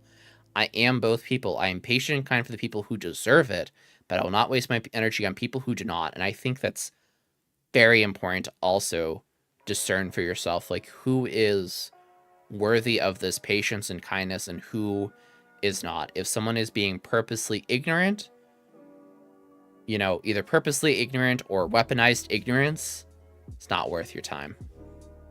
Apologies that we basically already had this discussion before. Willow, we haven't. At this point, this is going deep dive, and I love it. Please keep going. I realize how much my mental health has been affecting my memory. Yeah. Newsflash, I don't think I need to show a scientific article for this one, but yeah. Mental health does affect memory. If you're experiencing a lot of, like, stressful situations, your memory is going to be fucked up. Fucked up. Fucked up. Never mind if you also have ADHD, but, like, just in general. Stress fucks with your memory making skills. So don't feel bad at all for not remembering that interaction. I feel like it was a little while ago. I don't know exactly when. I could probably scroll through and try to find out, but yeah, don't feel bad. My mindset coming in, says Ribbon, is knowing how neurodivergence can manifest and also make us interpret things. There's a possibility that he's making effort, but that it's hard to recognize. Yeah. Have you had COVID? That can also have an impact on that kind of stuff. Also, good point, Queerment. I do feel like lately, compared to what I did before, we had a face-to-face discussion about it, and I was crying. He was holding back. Oh, God. He was holding back tears the whole time, and he said he felt so guilty for hurting me as much as he was. Okay, there it is. Living genuine and true to yourself is such a beautiful way to live. The right people will gravitate to you because of it. I agree. Can super fully white. Yeah, well, I was made to feel like I shouldn't take up space by a few folks in my life. Right. And it's the folks in your life that are meant to encourage you, that were meant to take care of you, or that were meant to protect you. And they failed you. I don't know nothing about you, but I'm just going to say this as a general thing. This is an experience that a lot of us have, where the people that were meant to protect us, the people who are meant to keep us safe, the people who are meant to encourage us and to make sure that we were well, didn't. They failed. They fucking failed. And that is not our fault. That is not our fault. It is not your fault we were traumatized as kids. That we were neglected as kids by the people whom were meant to be taking care of us. And fuck, dude, that hurts. Hurts so much. Jesus. And it matters a whole fucking lot, too. For how you can even interact in a world in the future that you don't feel like you're going to get that support, that love from. Like the fact that you told us that you have like this avoidant, anxious personality, anxious attachment style, tells me that you've experienced stuff where you're not sure if you were going to get that care or that love.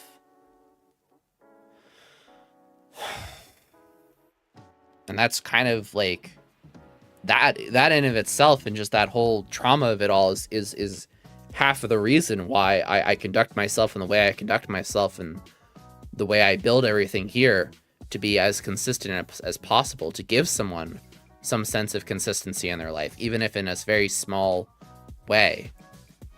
I try to be a very consistent person as well and give people some sort of confidence to know that I'll still be the same person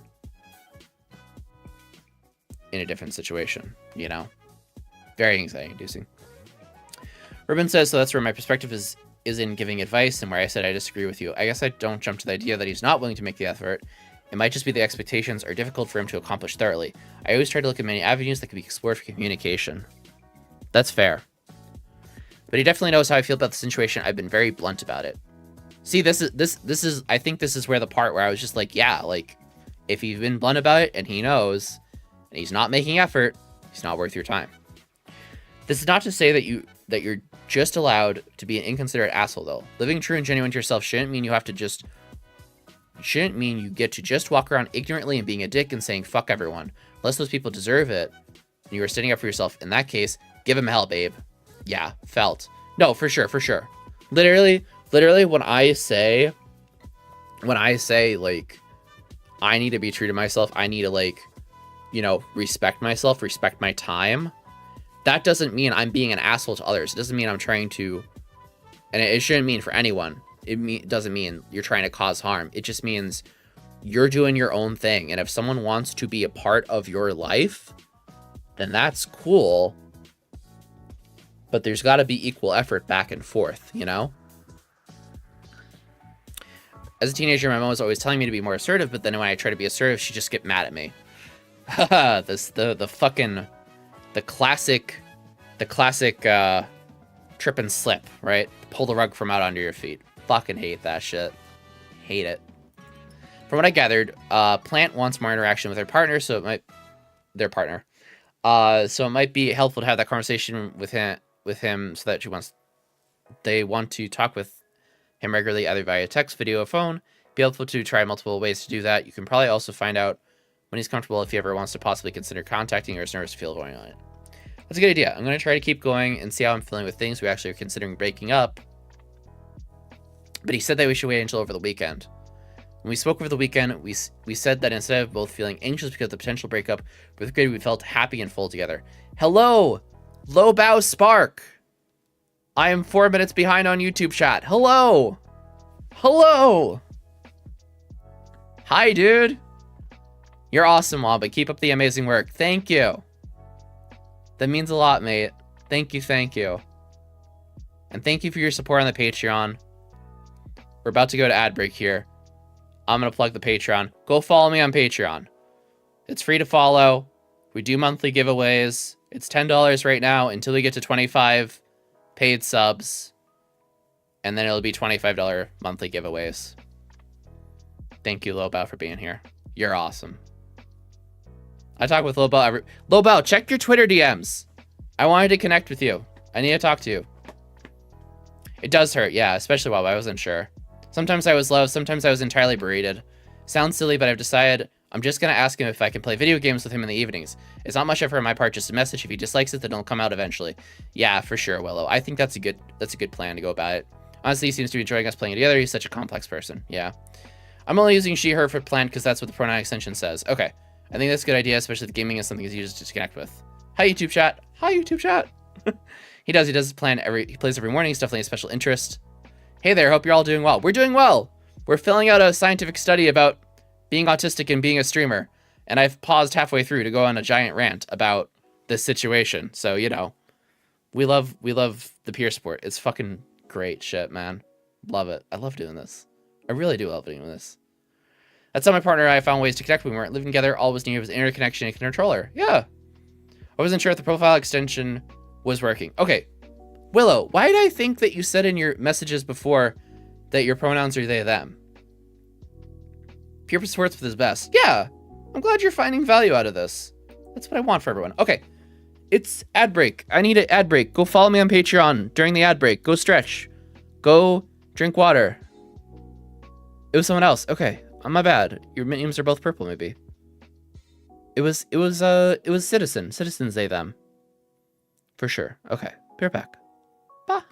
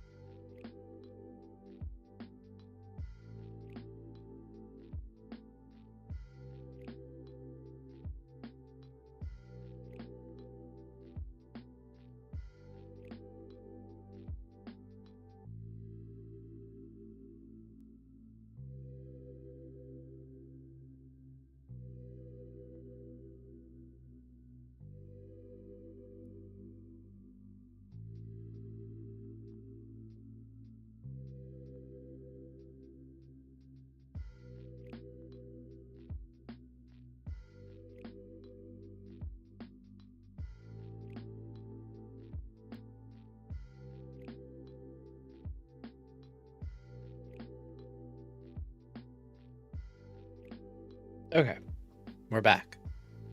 Oh Lord, more chat. Okay.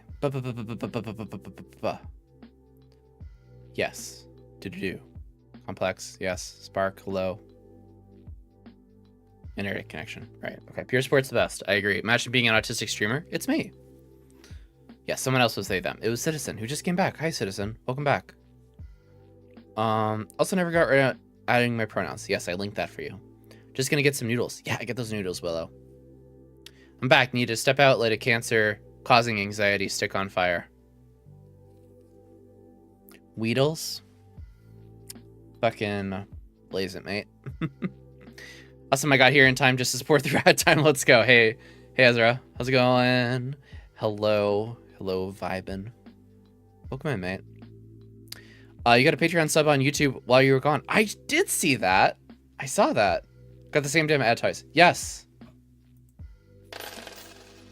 New Patreon sub. New Patreon sub. It's actually a Lobao. Thank you, Lobao. Thank you, Lobao, for supporting me on Patreon.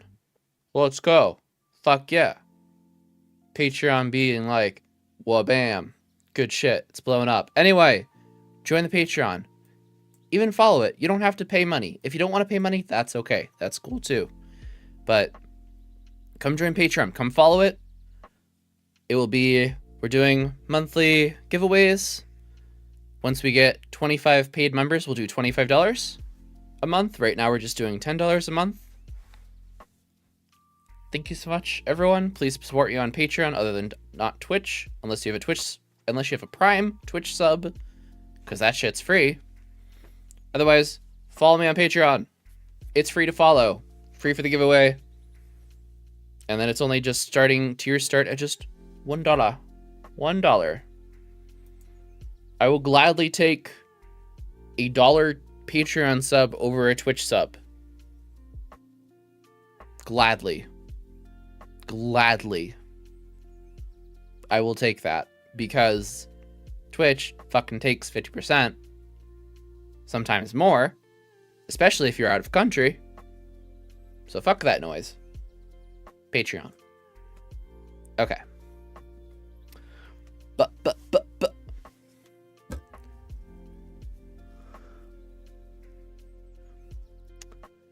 I said pronouns. Nice. Okay, thank you. Officially back and feeling slightly better. Welcome back, Will. I'm glad to hear you're feeling better. Oh my god, I got distracted and forgot to get water during the break. Go get water. Go get water. David and I have been together for 10 years and we still suck at texting each other. Yeah, Frankie sucks at texting, but he'll still respond. He's made effort to respond. Found that way of communicating was particularly difficult for him due to typing, and me due to attentiveness to text.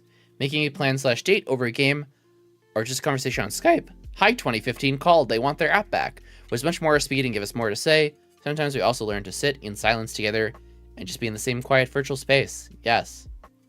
Also, hello, White Knights Wendigo on YouTube. Welcome in.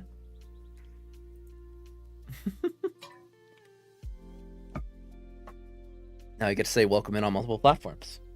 We love that. Okay.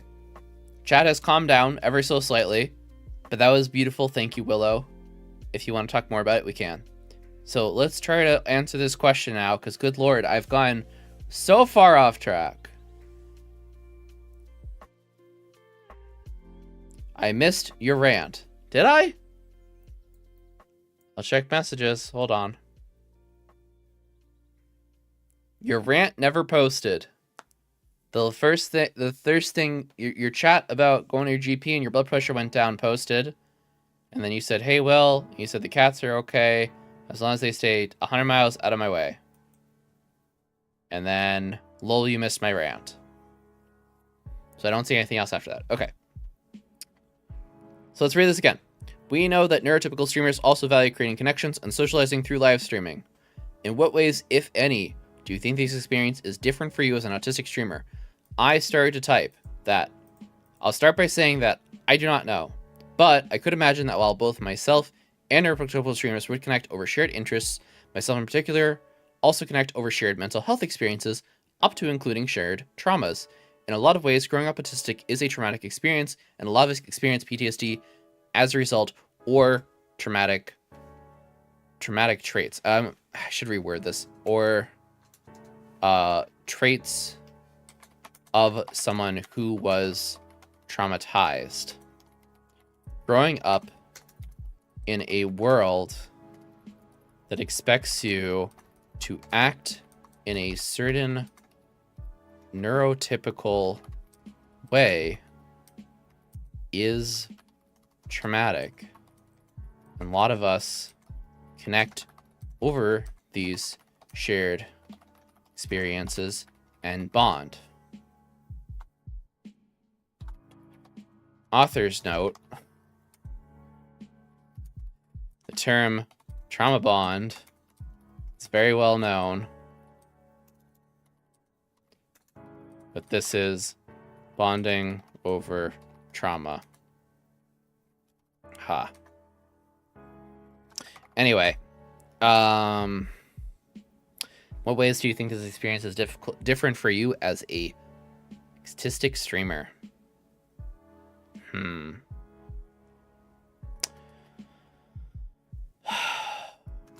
I think because I am autistic and can relate on these deeper issues, these deep insecurities, and sometimes embarrassing or frustrating, or just insert any emotion here, kinds of experiences, I am creating a deeper connection,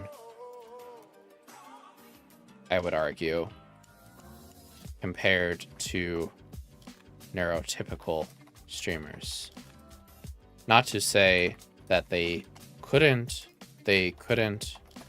also form those deep bonds, but I feel connecting over specific traumatic shared experiences and knowing we are not alone is so impactful and cannot be overlooked.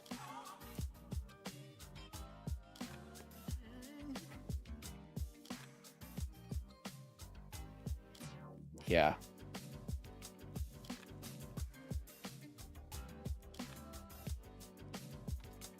I think the connections and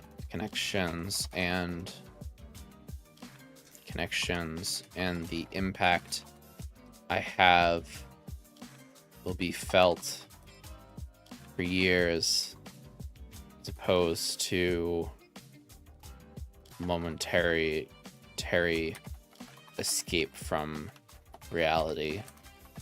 But that's me comparing myself to a hype game streamer versus my mental health talk space stream. Argue. Thank you.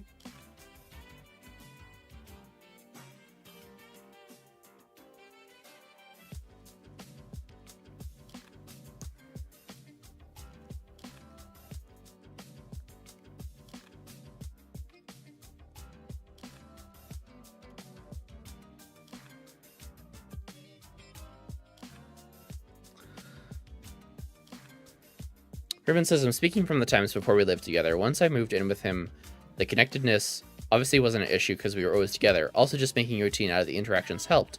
Like, I always call him on my way home from work, and he calls me on my way home from work. It's just a thing we do. Ooh, that's a good suggestion. Willow, are you here? Are you back yet, Willow? Let's not forget about that.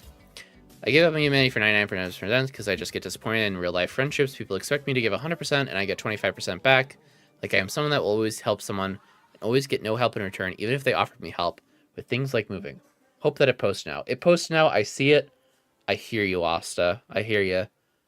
That is so relatable because there's been I've literally been in an exact situation like that where someone asked me to help them move. So I was like, okay. And they just wanted me to drive the moving van because I've used it before. I've used like, you know, the what is it called? Rent-A-Van thing around here before. So I went to do that because I wanted to help this person, but it turned into so much more where they just expected so much from me. And I get that tensions were high, but they were just yelling at me so much. And I was like, I gotta go, man. Like, this is not gonna work out. Oh, I'm seeing and hearing so much relatable shit right now. Yeah.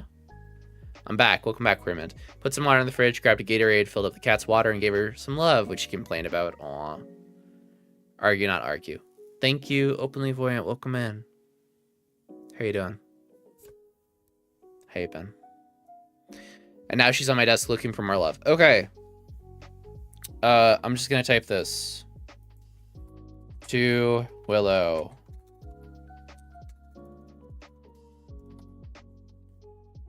Consider routine as a tool for helpful boyfriend stuff.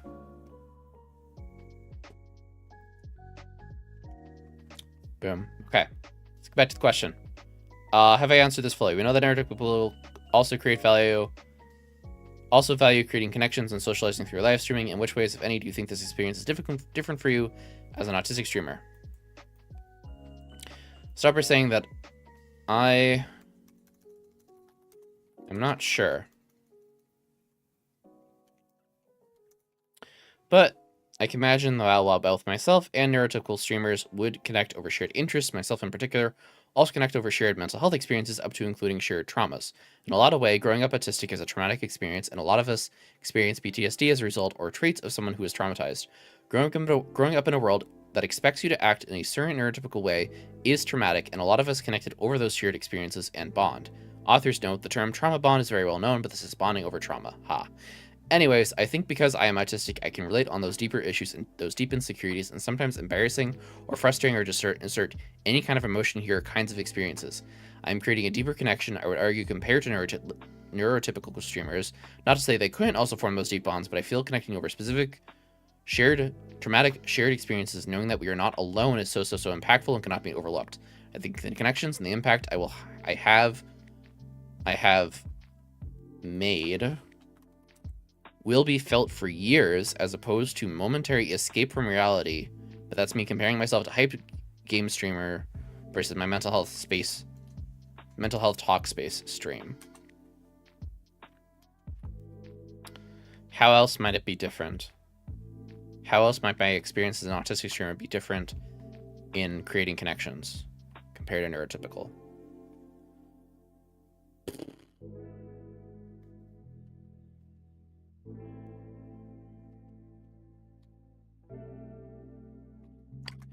I think we could also consider the type of watcher who would interact with me and my content would be someone who might not feel seen in a neurotypical space, even if that space was also mental health focused. I do peer support, so it's important to me and my audience to find me relatable in my experiences and sharing those experiences. A neurotypical person might be able to share certain experiences, but not the same ones of someone who is autistic or any other type of neurodivergent. I think that's my answer to that question. And I'll cap it off there. Yeah, those messages were meant to be directed as advice to Willow, establishing a routine, finding out best way of communicating / connecting while apart, setting up dates for those connected times are really helpful, especially for avoiding attachment and autistic-minded folk. Both myself and my partner are avoidant, I'm pretty sure. He struggles to communicate outside special interests, so I hope it all helps. Yeah. I painted my friend's home like 4 days ago, and they offered to help me, and they haven't helped me a single day. Most of my friends in real life are neurotypical, so I never talk about mental health with them, and they don't understand and don't care, I think. Yeah. I would be a little scared, honestly, to share with them. Scared of scaring them away. Really. Scared of feeling too much. Ugh. Okay. Other social media also potentially give access to people and social experiences. For you, what makes live streaming unique, better, or worse than other platforms for this purpose? Ooh, Lord. Yeah. Man, a lot I could say on this. I feel like live streaming overall has been a positive experience in socializing and connecting to new people. We'll say there are drawbacks and dangers to any social media where someone can come on and try to make rude or inflammatory comments, hateful comments, etc. But as I'll explain in a different topic, my ability to control the live space is much better than on, say, Twitter or even YouTube. It's instant. And as much as the danger of feeling the need to react or the need to not react to a mean comment is definitely there, so there is a certain stress of being live and having to perform in some way, shape, or form, and yet at the same time I feel the most able to be myself whilst live versus Twitter or YouTube. It has to be a curated and thought about content creation to gain traction, i.e. engagement, bait, posts, discussions that feel like circle jerks or just saying things for internet points, and then YouTube being an edited and highlighted version of a live stream. Willow, please read Ribbon's remarks. Ribbon said other things. Welcome back. Also talking about trauma is so hard. I agree. Back apologies about that. No problem. All right. Boom. Hello, Zorb. Good morning. I think that's an excellent idea, says Willow to Ribbon. I'm going to ask him tomorrow if he'd like to set up times for quality time together. Nice. They know I have bipolar and have a general idea what it is, that they know I have CPTSD, but they don't get fine heart spleen. Yeah, for sure. It's all good. Thanks for helping, everyone. Of course. Good morning, Zorb. Welcome in. We are currently filling out a research interview questionnaire thing related to my experience as being an autistic streamer. I can link this person. In fact, I think I will. I will link this person in the chat if you or anyone else that you know would be interested in this research in participating in this research, you do get paid for it as well. It is a paid opportunity. And I think it's really important to put our opinion out there on my experience with being autistic and a streamer and creating space and all that. So it said to choose 2 different categories. I chose 4 of the 5 because I related to a lot of them. It said I can skip any question, but I have yet to skip a question. So here we go. This is topic number 2 now. This is called sharing autistic identity. Based on these quotes, please answer the questions below. You may skip any questions you like. This is from Jane. Hi, Jane. We love Jane the message around here. Let me shout out Jane, actually. She doesn't stream too often, but when she does, they're very deep dive discussions on like brain science stuff and her experience with being autistic and trying to function and organizing stuff, and it's a lot of stuff. It's cool. Okay. When I was a kid, I didn't have any role models. Yes. And that's been a big stressor in my life. It's just not knowing if I belong in the world. I think a lot of autistic people feel like aliens, not because we don't feel human. It's because we don't see other humans that look like us. So I want to be a role model. A lot of autistic people don't know what it looks like to age as an autistic person. We just don't see adults and see us go through different life stages and not be able to conform. But that doesn't mean we're just sitting on our butts doing nothing. Like, a lot of us have really rich relationships with aspects of the world that are interesting. If we had a place to share about it, we would probably be more encouraged to keep going. And that's what I hope streaming will do for me. I like that. This is from Soy Milk. Chi-Chi. I know Chi-Chi. I think my fondest memory, like December of last year, was a great month for me for streaming. I kind of like had this philosophical, oh wow moment about how I should be streaming. And then I stopped basically masking how I felt, how I wanted to be. And then December was the most validating time for me because I had so many new people come to my stream and tell me how much they loved seeing me be me. Wow, that's powerful. That's really cool. I'm glad she had that experience. Can you tell us about your own experiences with sharing your autistic identity in your live stream and outside of your live stream?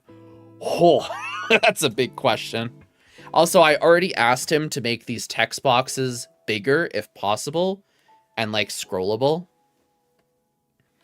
Okay, I think we will use Google Docs for this. Give me 1 second. Let me set up a Google Docs because I need to type out things and then we'll have word checker and everything. I think Openly Avoidant suggested that as well. That's fun. That's a good idea. So we're going to use that idea. I said I'm not going to do it, but now I'm going to do it because I'm like, yeah, you know what? I need it. Okay. Autism research questions.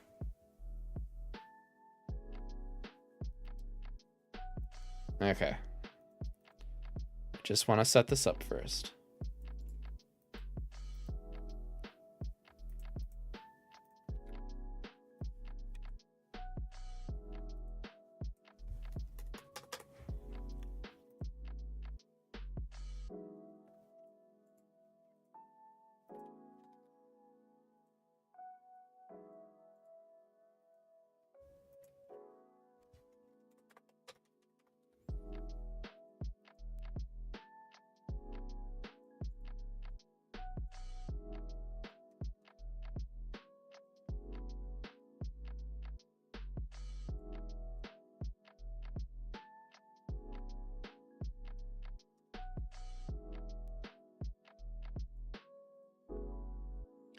Okay. Here we go. Boom. I just copied all the questions and I'm putting them as headers. And I'm pretty sure we, whoops. We answered this question before. Other social media also lets users publicly share their autistic identity for you. What makes live streaming unique, better, or worse than other platforms for this purpose? So I guess we'll apply that to, and this is the topic of, what is this the topic of? Sharing autistic identity. So this is sharing autistic identity, mind you. Okay. Can you tell us about your own experiences with sharing your autistic identity in your live stream and outside of your live stream? Oh man. There's a lot I could say here, really. It's much easier been doing that with all the forms I've been filling out. Yeah, it is so much easier. I'm sorry if I misquoted who gave me the suggestion, but it's a good suggestion.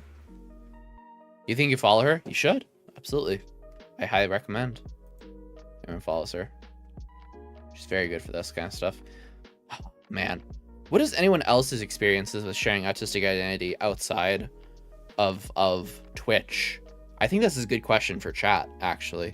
What has been your experience with sharing your autistic identity outside of Twitch, outside of this community, just in general in the world? Have you?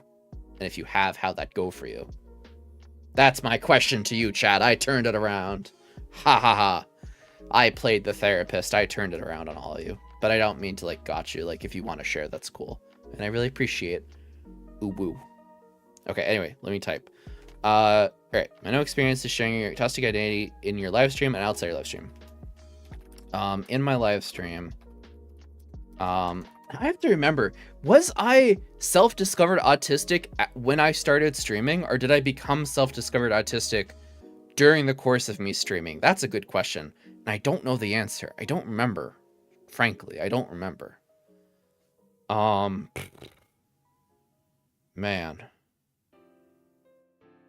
I don't know. In my live stream, it has been a constant. It's been a constant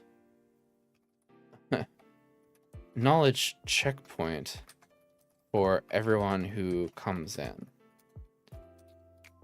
I say right off the bat, I am autistic, ADHD, whole lot of other things, and it's up to the chatter if they wish to stick around or dip out.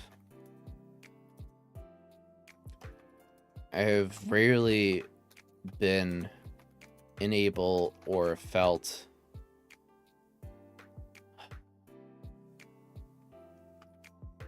in or not able, but felt like empowered, unpowered to share that part of myself. I am probably the most... I try to be the most out about being autistic and neurodivergent whilst streaming or creating content in general.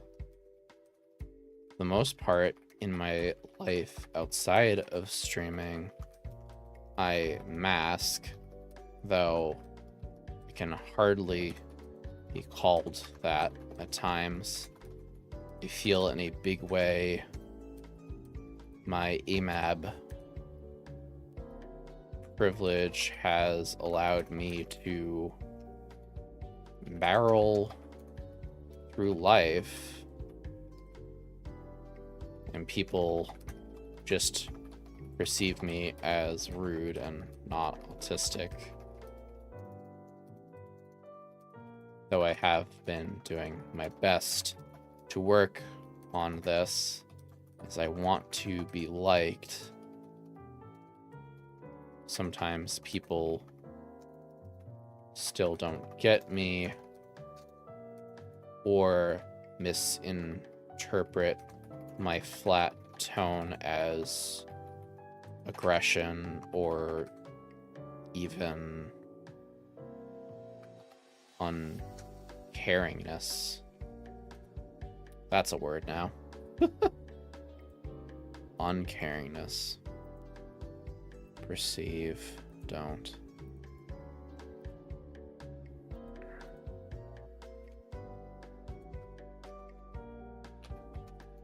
Signed male at birth. I pass as male, a beard, but I identify as binary trans.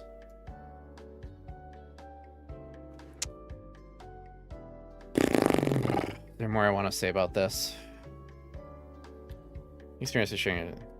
So, for the most part, the reception I get live streaming and being openly autistic has been a positive one, save for the few trolls who quickly get banned for suggesting one thing or another about my autism.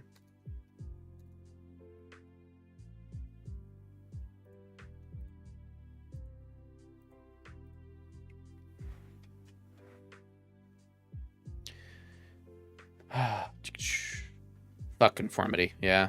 It's much easier. I've been doing that with all the forms I've been filling out. Yeah. Honestly, everyone has been like, yeah, that checks when I mentioned there might be a possibility that I could be autistic. So they've been at, oh, that's good. I haven't been brave enough to suggest it to my mom yet. Yeah. Would it be safe to? Is the other thing you had to consider. I seem to have a knack for identifying certain types of neurodivergent streamers, considering that I am one. There you go. We all have the radar. We do have the radar. I think it's asking how you it's asking how your experiences have been sharing being autistic outside of Twitch. It's both. It's both.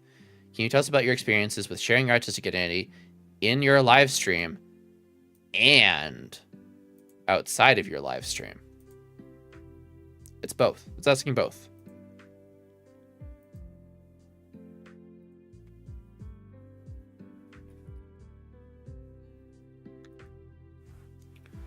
I'm okay with this answer.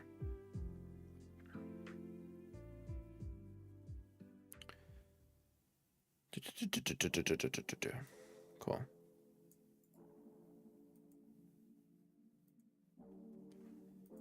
Boom. Okay, what do you think about Jane the message suggesting that live streaming can be used to present herself as a role model for autistic people? In what ways, if any, do you see yourself as a role model in your live stream for autistic people?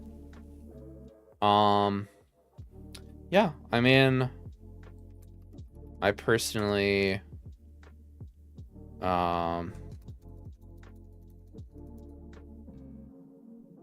it be weird to say that I adore Jane?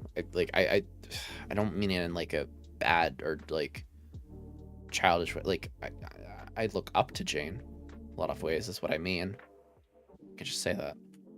I really do look up to Jane as I know her from the Twitch sphere, and I think that her ideas are always spot on here too. That we can become in a way either by intentional design and trying or by accident someone's role model of something or other.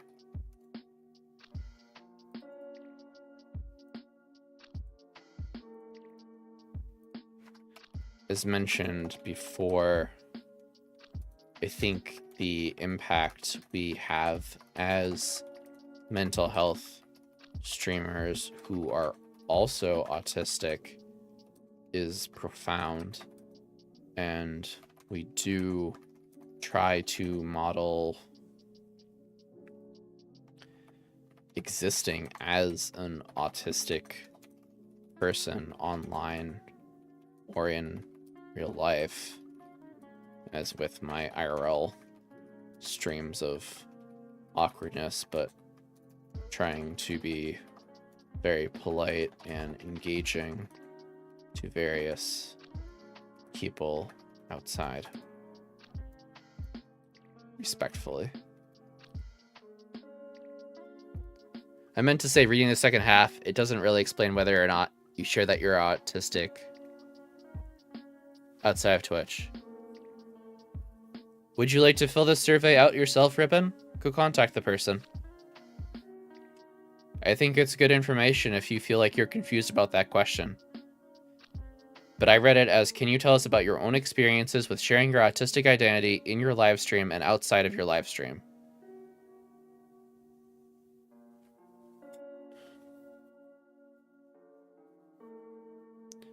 Can you tell us about your own experiences with sharing your autistic identity? First part of the sentence. In your live stream, 1, and outside of your live stream. I mean, what you said doesn't explain whether you share being autistic outside of Twitch. Well, you're right. I did not say that. You're right. I understood the question, but I didn't answer it. From outside, I rarely, if ever, tell anyone I am autistic. I'd much rather pass as some rude dude than share that intimate part of myself. I have a fear I sometimes project that if my work knew I was autistic, I would be fired, or worse, ostracized, or ridiculed, or made to seem incapable anything. This is also the reason I fear formal diagnosis. There you go, I answered it now. Okay, good catch though. My cat is back, I love her so much. Oh, the kitty. Pep, Pep, a kitty. We love her. What do you think about changing the message such that that live stream can be used to present yourself as a role model for autistic people? In what ways, if any, do you see yourself as a role model in your live stream for autistic people?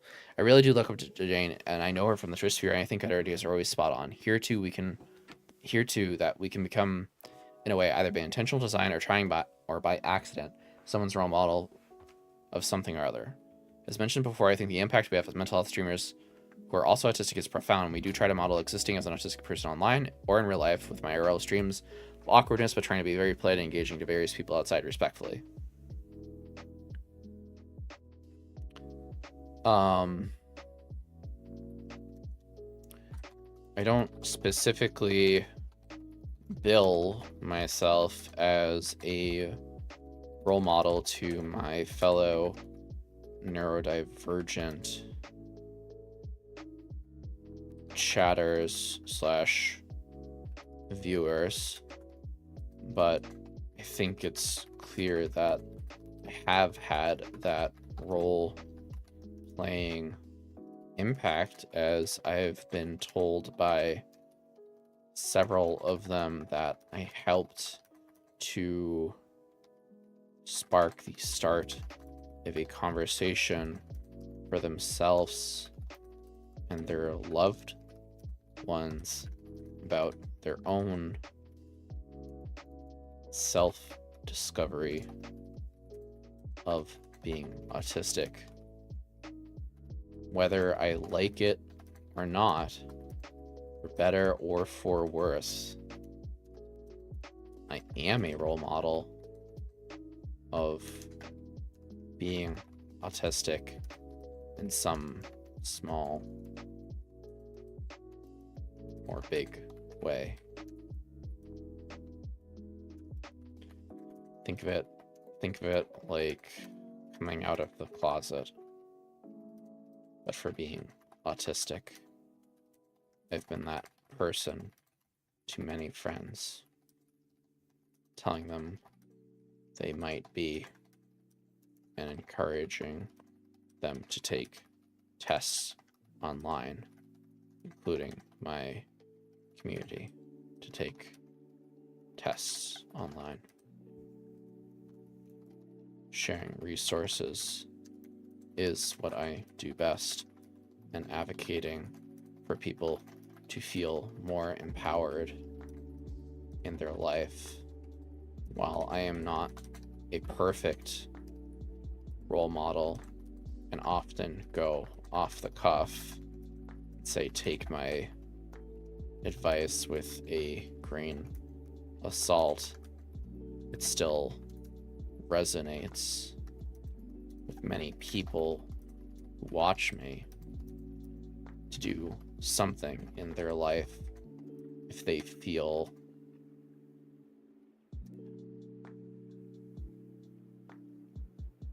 stagnant, I guess. If they feel like they need change.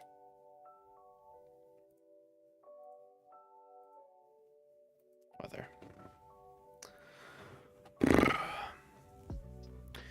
A friend of mine had a group of parents try to have them fired from their job because they found out he's autistic.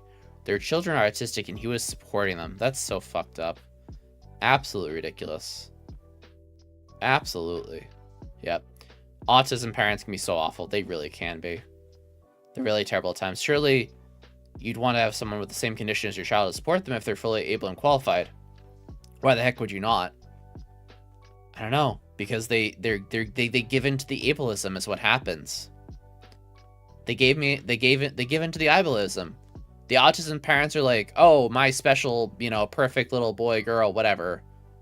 But like an autistic person being a teacher? What? Clutches pearls. How could you? You don't know nothing. You're incapable. You're literally a fucking baby child. Like, the ableism just fucking comes out of the woodworks. So fast. And it's like the self and the directed, you know, directed at their own child and directed at that person of the infantilization. It's awful.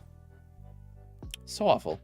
What really struck my own self-diagnosis says Ribbon of autism was that TikTok about being overstimulated at the grocery store in relationship to gender, and the fact that it was verbatim explanation of my life experience. LMFAO, yeah. Legit, my mom had that logic when she learned that adoption would be difficult for me and David because he has a diagnosis. Yikes. Shared your sentiment, yeah. Alright, I think I'm good with this answer.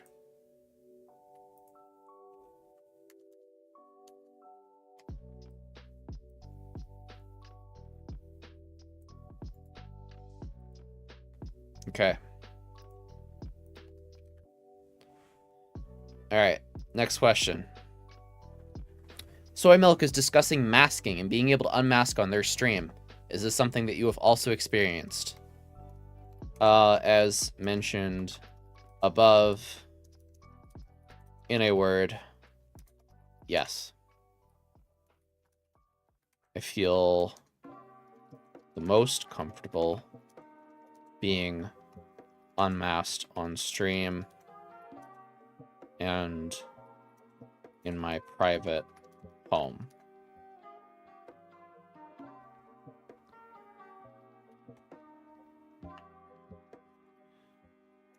I try not to mask too much, but will need to when required for my safety, otherwise on and off streaming. As in, sometimes I need to play nice for the sake of someone else. I don't know how to explain this well, actually. I genuinely don't know how to explain this other than through an experience. Have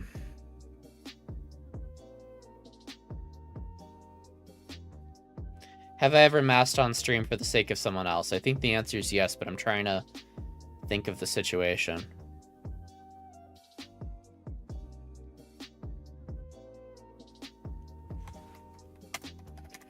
I'm not sure how to explain this, but in a meta sense, when doing collabs with others, that's a space I can't control, and I sometimes need to hold myself back from commenting on something when I feel uncomfortable but find myself unable to leave the space at the moment. This is so hard to explain. But that'll be my answer. Are there parts of these quotes that are not relatable to your experiences? No. Everything was relatable.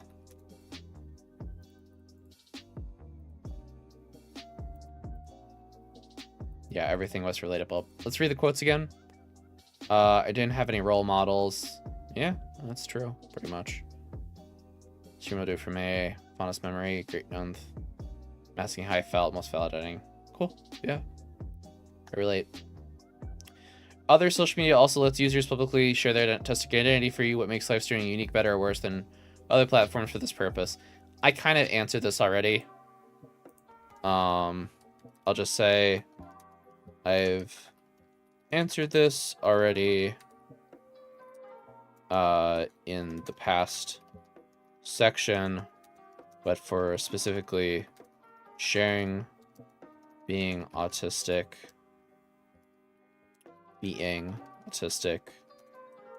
I have shared that part of me on multiple platforms, but by and far, live streaming is where I get the most positive interaction and reaction to this information.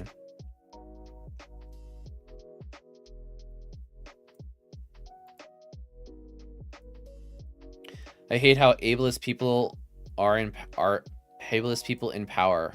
How ableist people are in power. Yeah, I agree. I hate that too.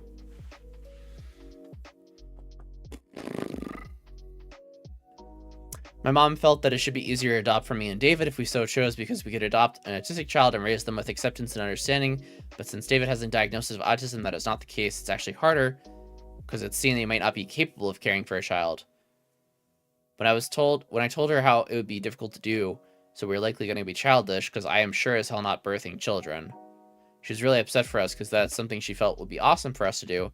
The fact that we wouldn't be able to upset her and had her angry on our behalf. I'll be lurking, friend. I hope the rest of your evening is an awesome one. Peace and love, Waba and friends. Thank you so much, Whites, for contributing and talking with us. You're fucking amazing. Thank you so much for the lurks. Big loves. Big loves. An Australian new law came in that forces anyone diagnosed as an autistic to get regular assessments for their driving license. That's fucking scary. That sounds like eugenics shit. If you're not following White, you should follow White. White helps run a charity called NGLB that I'm a part of. And she's a friggin' amazing person and says a lot of really cool stuff. Oh, hold on.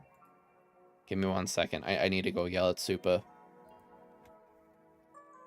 Finally, some good fucking food. Brave emoji. Can I unmute this without, like, killing my sound real quick? Yes, I can.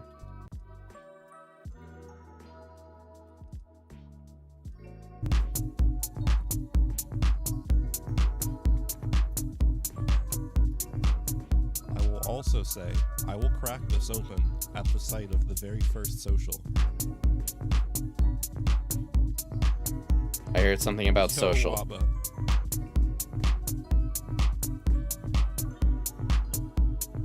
Say less. I mean, Waba's not here. What do you mean? It's good to it's cool to definitely not see you because you're not here at all, Waba. Ninja, what up, fam? Jesus Christ, 32 months. Ribbon. God damn, that's a lot of fucking months. Holy shiitake mushrooms. Hope you're having the best pizza of your life. Okay, we've answered this. I think we're good to go. I got one of these. I got one of these for tonight. Not 1 loco, not 2 loco, not even 3 loco, but 4 loco. So that's how tonight's. Okay. 5 loco. Nice. So anyway, we're gonna rate Chisupa later, but not right now. We're gonna get through this together. I chose 4 of these. I've chosen my death here. If we're hating things, I'm gonna add I'm tired of the general population not understanding invisible disability. Chaps my hiney. Yeah. Felt. Legit is disabling. The amount of freedom and independence striving provides people is life-changing. Absolutely. Absolutely. Yes, me too. She runs a charity. Yeah, she helps run a charity. Thank you for reminding me, Super. Human is confused and Waba is everywhere. They should know better. They should know better. Hey, Purple. Okay. Achieving personal growth. Let's see if I actually have a lot to say about this. Based on these quotes, please answer the questions below. You may skip any questions like, can I come back to the forum? Will the forum reset if I come back to it? I'd feel bad. Okay. We might be getting some fatigue and we might have to come back to this. I need to eat. I need food. I need to find food. Does anyone have food? Ribbon, you got food for me? Can you give me food? Preach. What a preach. I would definitely say streaming has played a huge part, even in my social life, like talking with my wife. Hello, Nero. Hello, Nero. Hello, Nero. Hello, Nero.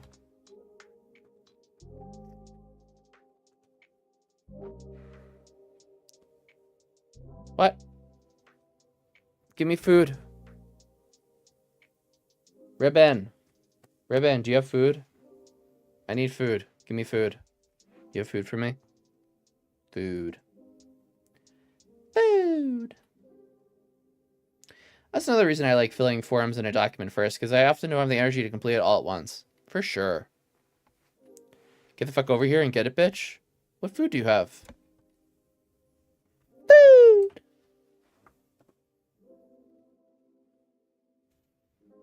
Food.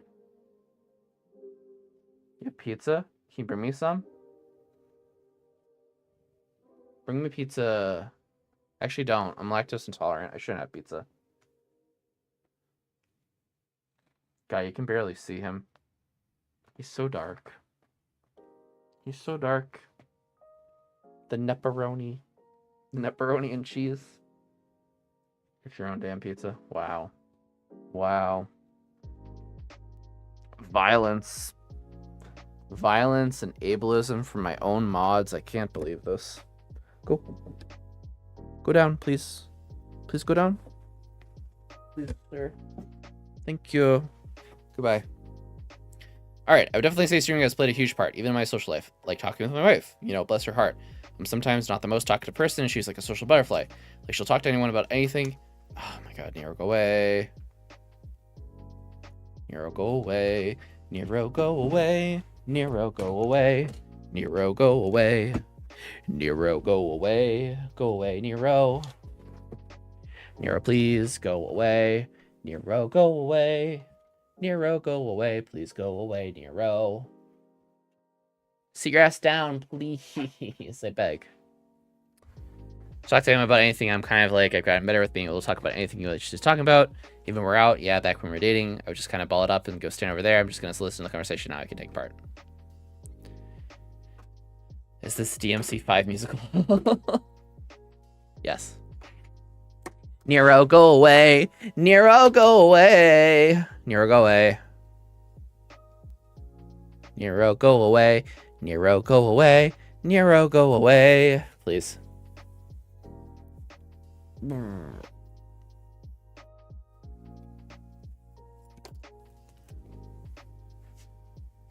What was neurophobic? It's true. Also, I've had chances to work on collaborative projects and take part in events that have been a lot of fun. True. Been a lot of fun and great learning opportunities. Honestly, believing I've grown a lot of ton as a person over this last several years, purely because streaming has given me a ton of experiences I would never have had otherwise. Question: do you think live streaming has led to areas of personal growth in your life, like it did with Amart? you describe where you were before that growth, and what about live streaming led to where you are now?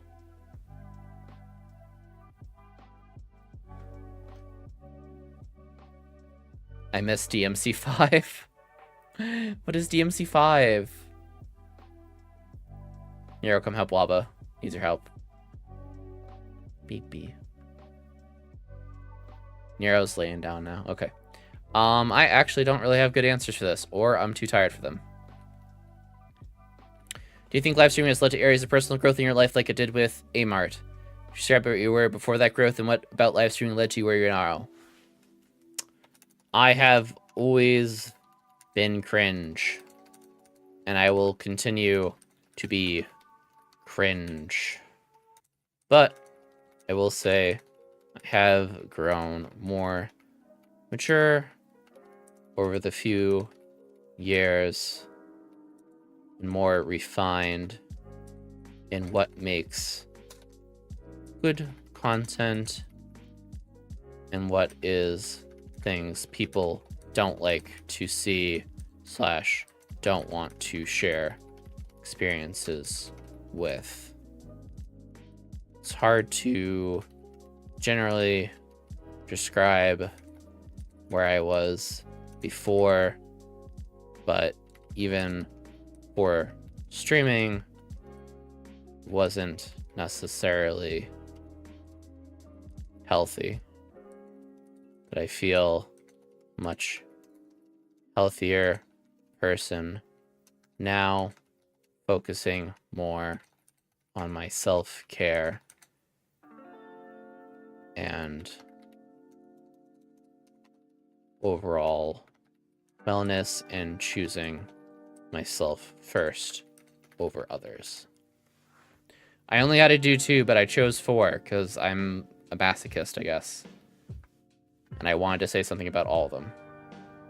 Devil May Cry 5. One of the main characters is Nero, and he constantly gets called deadweight by Dante. That's funny.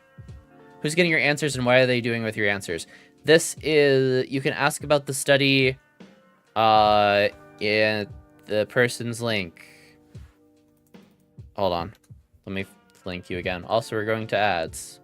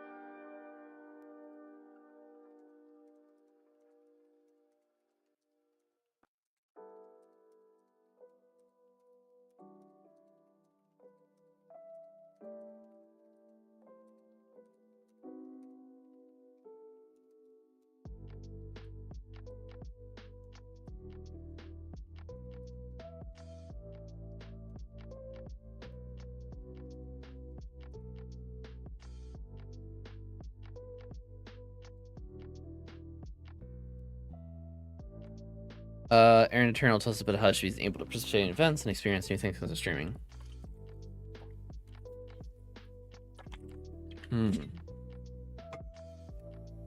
Accounts about any experiences that you think only became available because of streaming. Yeah. Never really did such levels of collaboration on projects before like this. In real life, I hate group work and often do the bulk of the work or be uncredited. Even worse. No one knows how to organize like I organize and think. So it's been frustrating. On Twitch, it's felt the opposite. Freeing.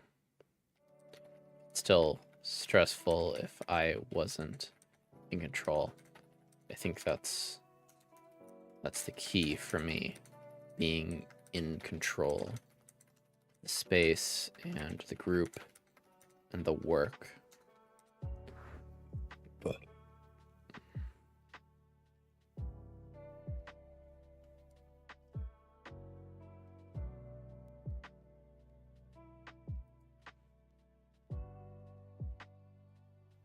thanks for the response. I don't on Twitter, so I got blocked from the person's info. It's nice that it's a paid opportunity. I think you could reach out to him. I'm not gonna lie to you. I think you can reach out to him via email. Purple, if you are interested in doing this. It is in 3 different parts. It is paid. I will give you... He has a website. There you go. Bamboo, he has a website, and there is an email right there on the website. Reach out via email. And be like, hello, I saw WabaStreams doing the first part of this. And I'm going to live stream the second part as well. When they do the interview, he suggested that I could do that. So I'm going to live stream it. Because that sounds fun. He's not going to record chat. Because he doesn't have consent from everyone in chat. Which is, I think, is very fair and very good for ethics-wise. So fucking A plus there. But he's going to record me on a Zoom call. And that's going to be great. I'm getting a transcript and everything. Fuck yeah. I'm so excited for that. I guess what I'm suggesting is don't push yourself to do more than needed if you don't have the spoons for it. That's fair, Ribbon. I have the spoons for it. I just don't have the hunger points. I need food. But I'll get food after I'm done. I'm just going to rush through and try to get quality answers all the same. Good luck. Can't do it all. Are there parts of these quotes that are not relatable to your experiences? Yeah, actually. I think I've always been an extrovert, just shut down in many instances because I want to socialize, but I didn't know how. I've definitely grown in that way and have gone better thanks to the interactions on Twitch and beyond. We know that neurotypical streamers also learn and grow through live streaming. In what ways, if any, do you think this experience is different for you as an autistic streamer? These questions are very same.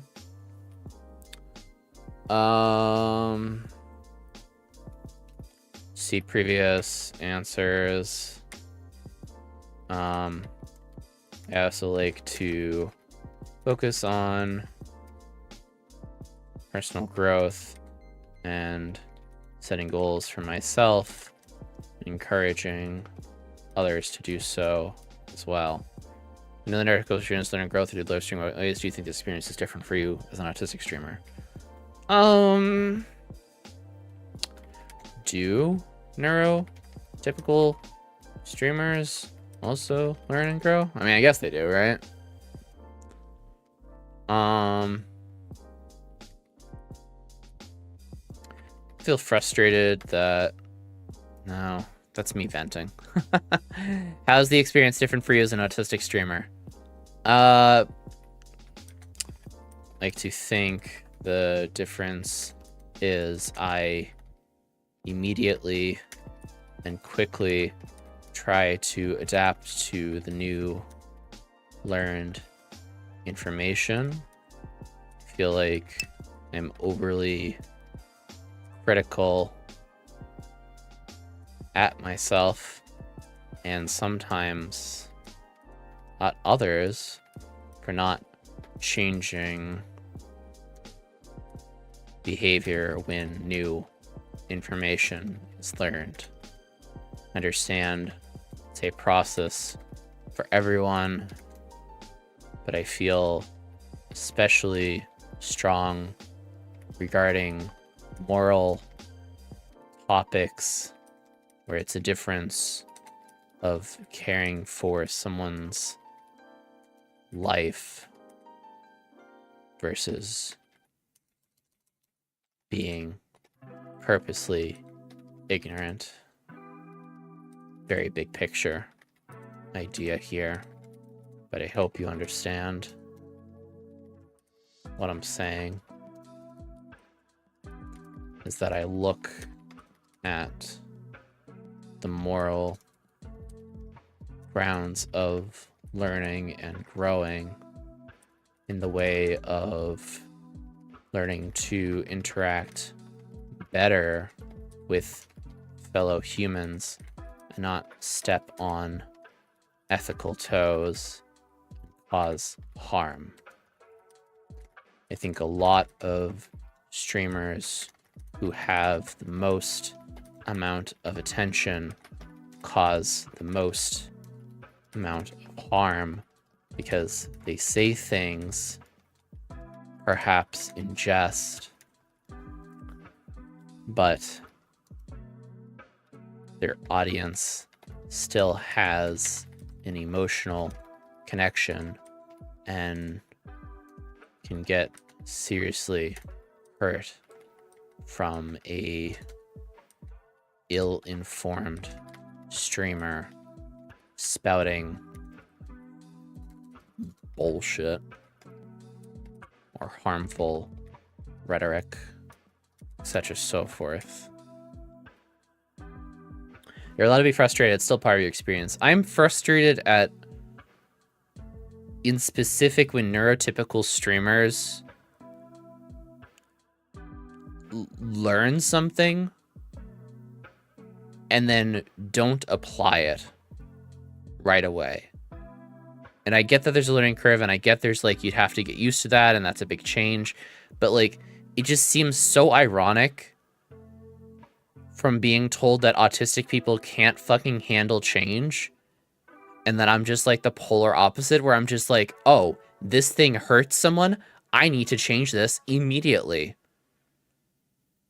Me saying this is a harmful thing. All right, I need to research. I need to make sure that I'm saying a not harmful thing. I do not want people to experience invalidation to the pain that they have already experienced. I don't want them to re-experience that pain. You know? Like, that's what it is for me in a lot of ways. Is that it really comes down to like a moral difference. You know? And it's like whether or not someone chooses to care about something or not. And that really just, it stings me. It stings me when they just don't. You know? Makes perfect sense. Thank you. I really do appreciate that. You encourage chat to grow. You also have a timer that says reminders. That's helped more than once. Yeah. It's helped me more than once. I have to remember to drink water. Thank you. I have no idea how to spell rhetoric. Rhetoric. Etc. so forth. I think we'll end that there. I know I'm going fast, but we gotta go fast. I want to go fast. All right, this last one. Control of interaction in space. This is the most I can say. I can say a lot about this one. Sometimes I think normies don't always want to change. You may drop the numbers, followers, minute stream, etc. Oh, that's a good fucking point. Oh, I could have included that. Oh well, it's fine. It's okay. Based on these quotes, please answer the questions below. You may skip any questions you like. It depends heavily on my mental space at the time. If I've had a really difficult day, I'm feeling like the meltdown ceiling is very close to like a pressure cooker, then I would probably just ban them straight away because I know I would probably not have the capacity to go back and forth on anything. Fair enough.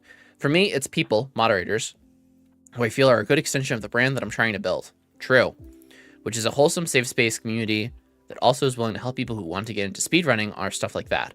The people who, and also I would say the people who I've built a lot of trust with over the many years. But for the most part, I would say everyone who is a moderator in my stream, I consider a great extension of my own personal brand and someone who I could definitely leave the stream with and trust. Like, you know, keep it that way. Are there any controls in live streaming that you really appreciate? Yes. So many. Shout out to Automod, Seribot, fucking Fasadabot. Ugh. Timeouts, deleting messages, banning, seeing people's profile, including their account age, etc., so forth. So many helpful controls, and it's only gotten better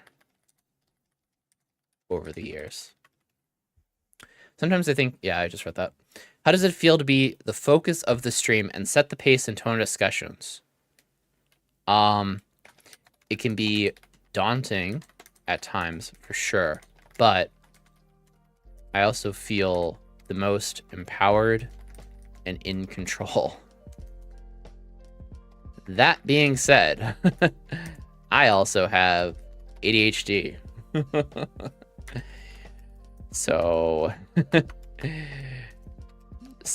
good luck with getting me on one topic for too long, because we be going off the rails quickly.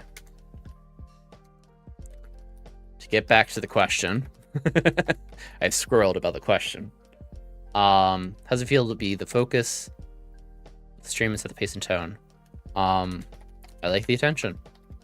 I like the positive attention and the people who state that they openly appreciate what I'm trying to do here every day and in many ways. I think I feel very proud of myself, really. Of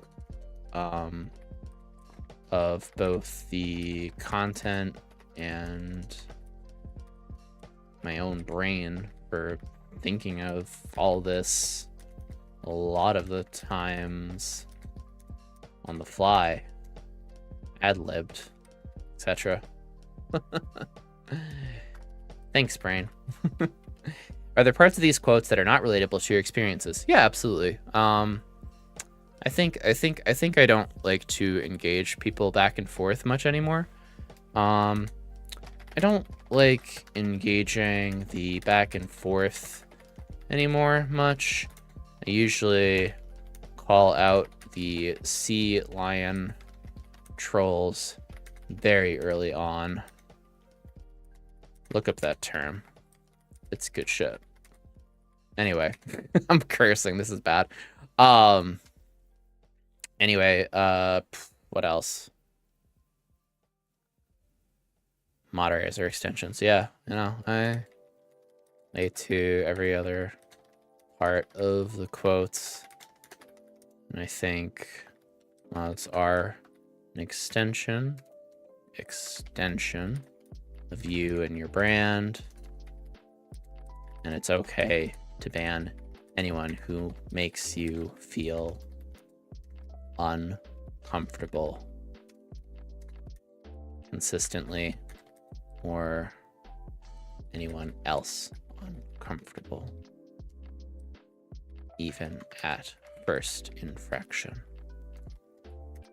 Are there ways that you wish you would be able to control your stream or manage your audience that aren't currently available? Oh boy, that's a big question. I don't know. No. Yes, but no.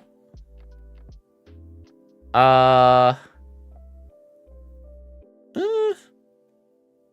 feel like I have most of the mod tools I could ever want.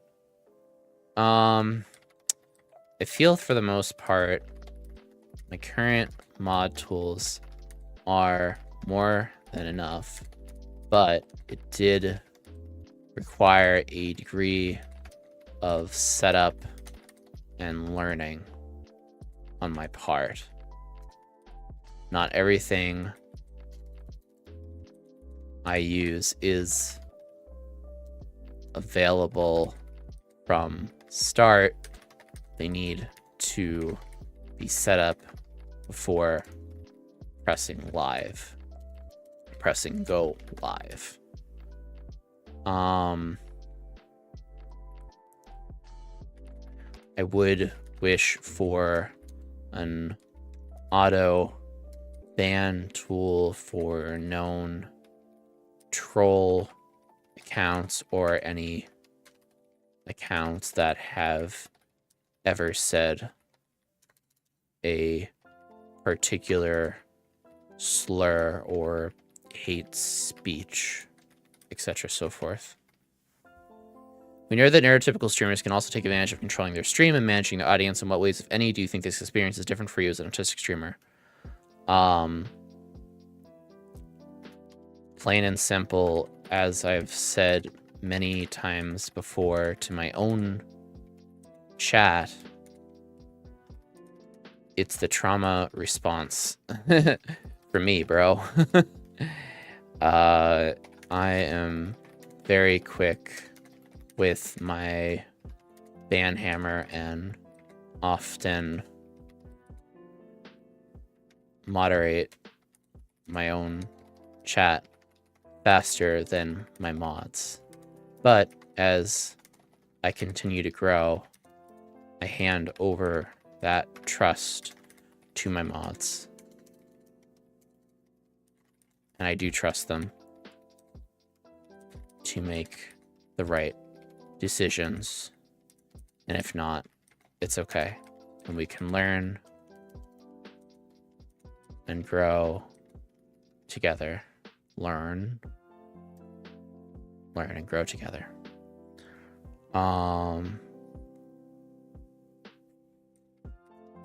think the difference is in the learning curve for new mods to my particular brand of streaming.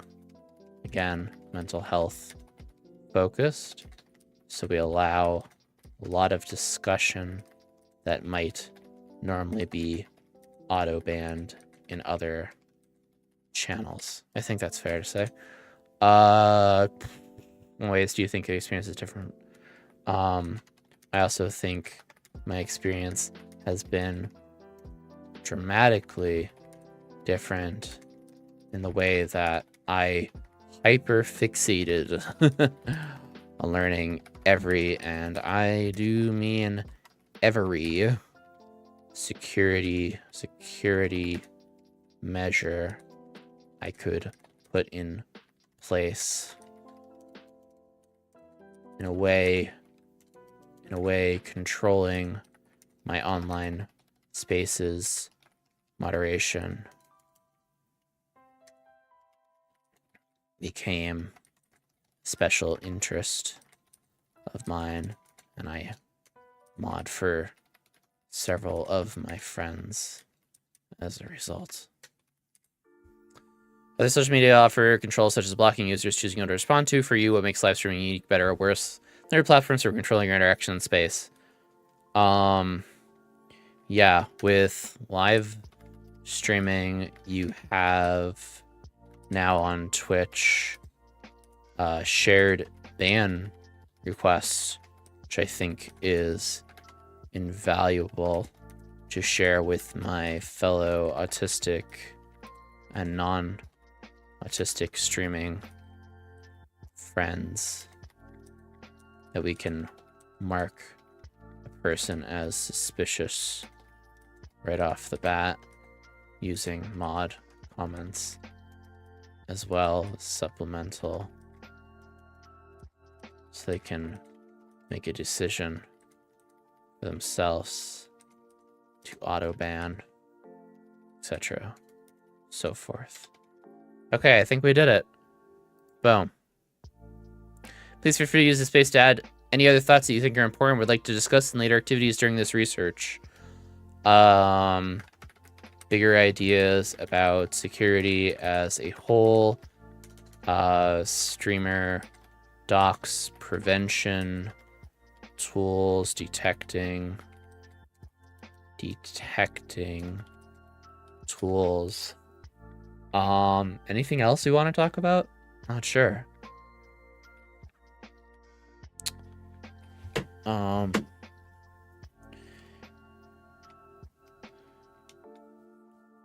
I don't know, the idea of like comparing myself to neurotypical streamers is so interesting. Because, like, I don't want to disparage a neurotypical streamer's experience. But at the same time, there are definitely differences. You know? I don't know. It's so interesting. So interesting.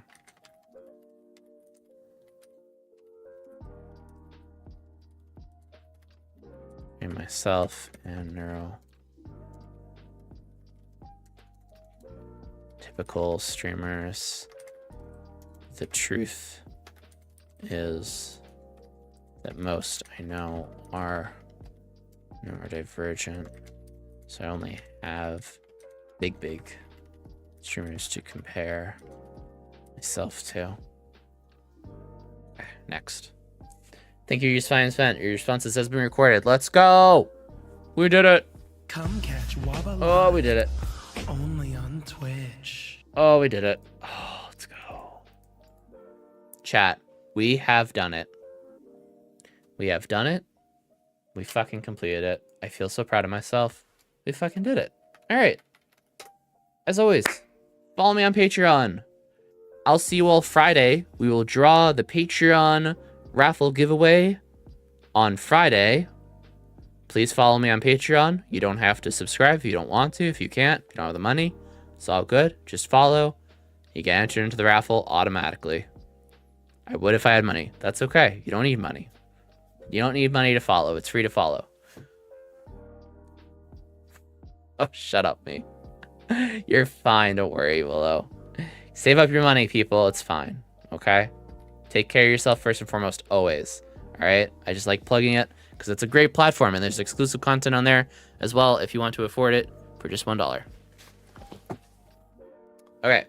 The last thing I did on there, by the way, is the food video. I cooked food / it's actually video 1 is talking about spices and pantry basics and how to fix easy meals that are relatively low spoon energy for people.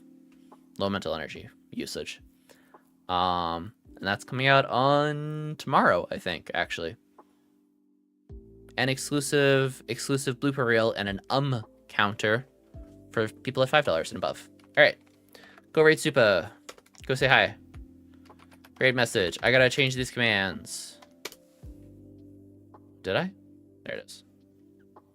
All right. Much love, everyone. Thanks for stopping by. Thanks for supporting me. Thanks for listening to me talk about these questions. We will be back on Friday with Final Fantasy 14 or maybe Fortnite.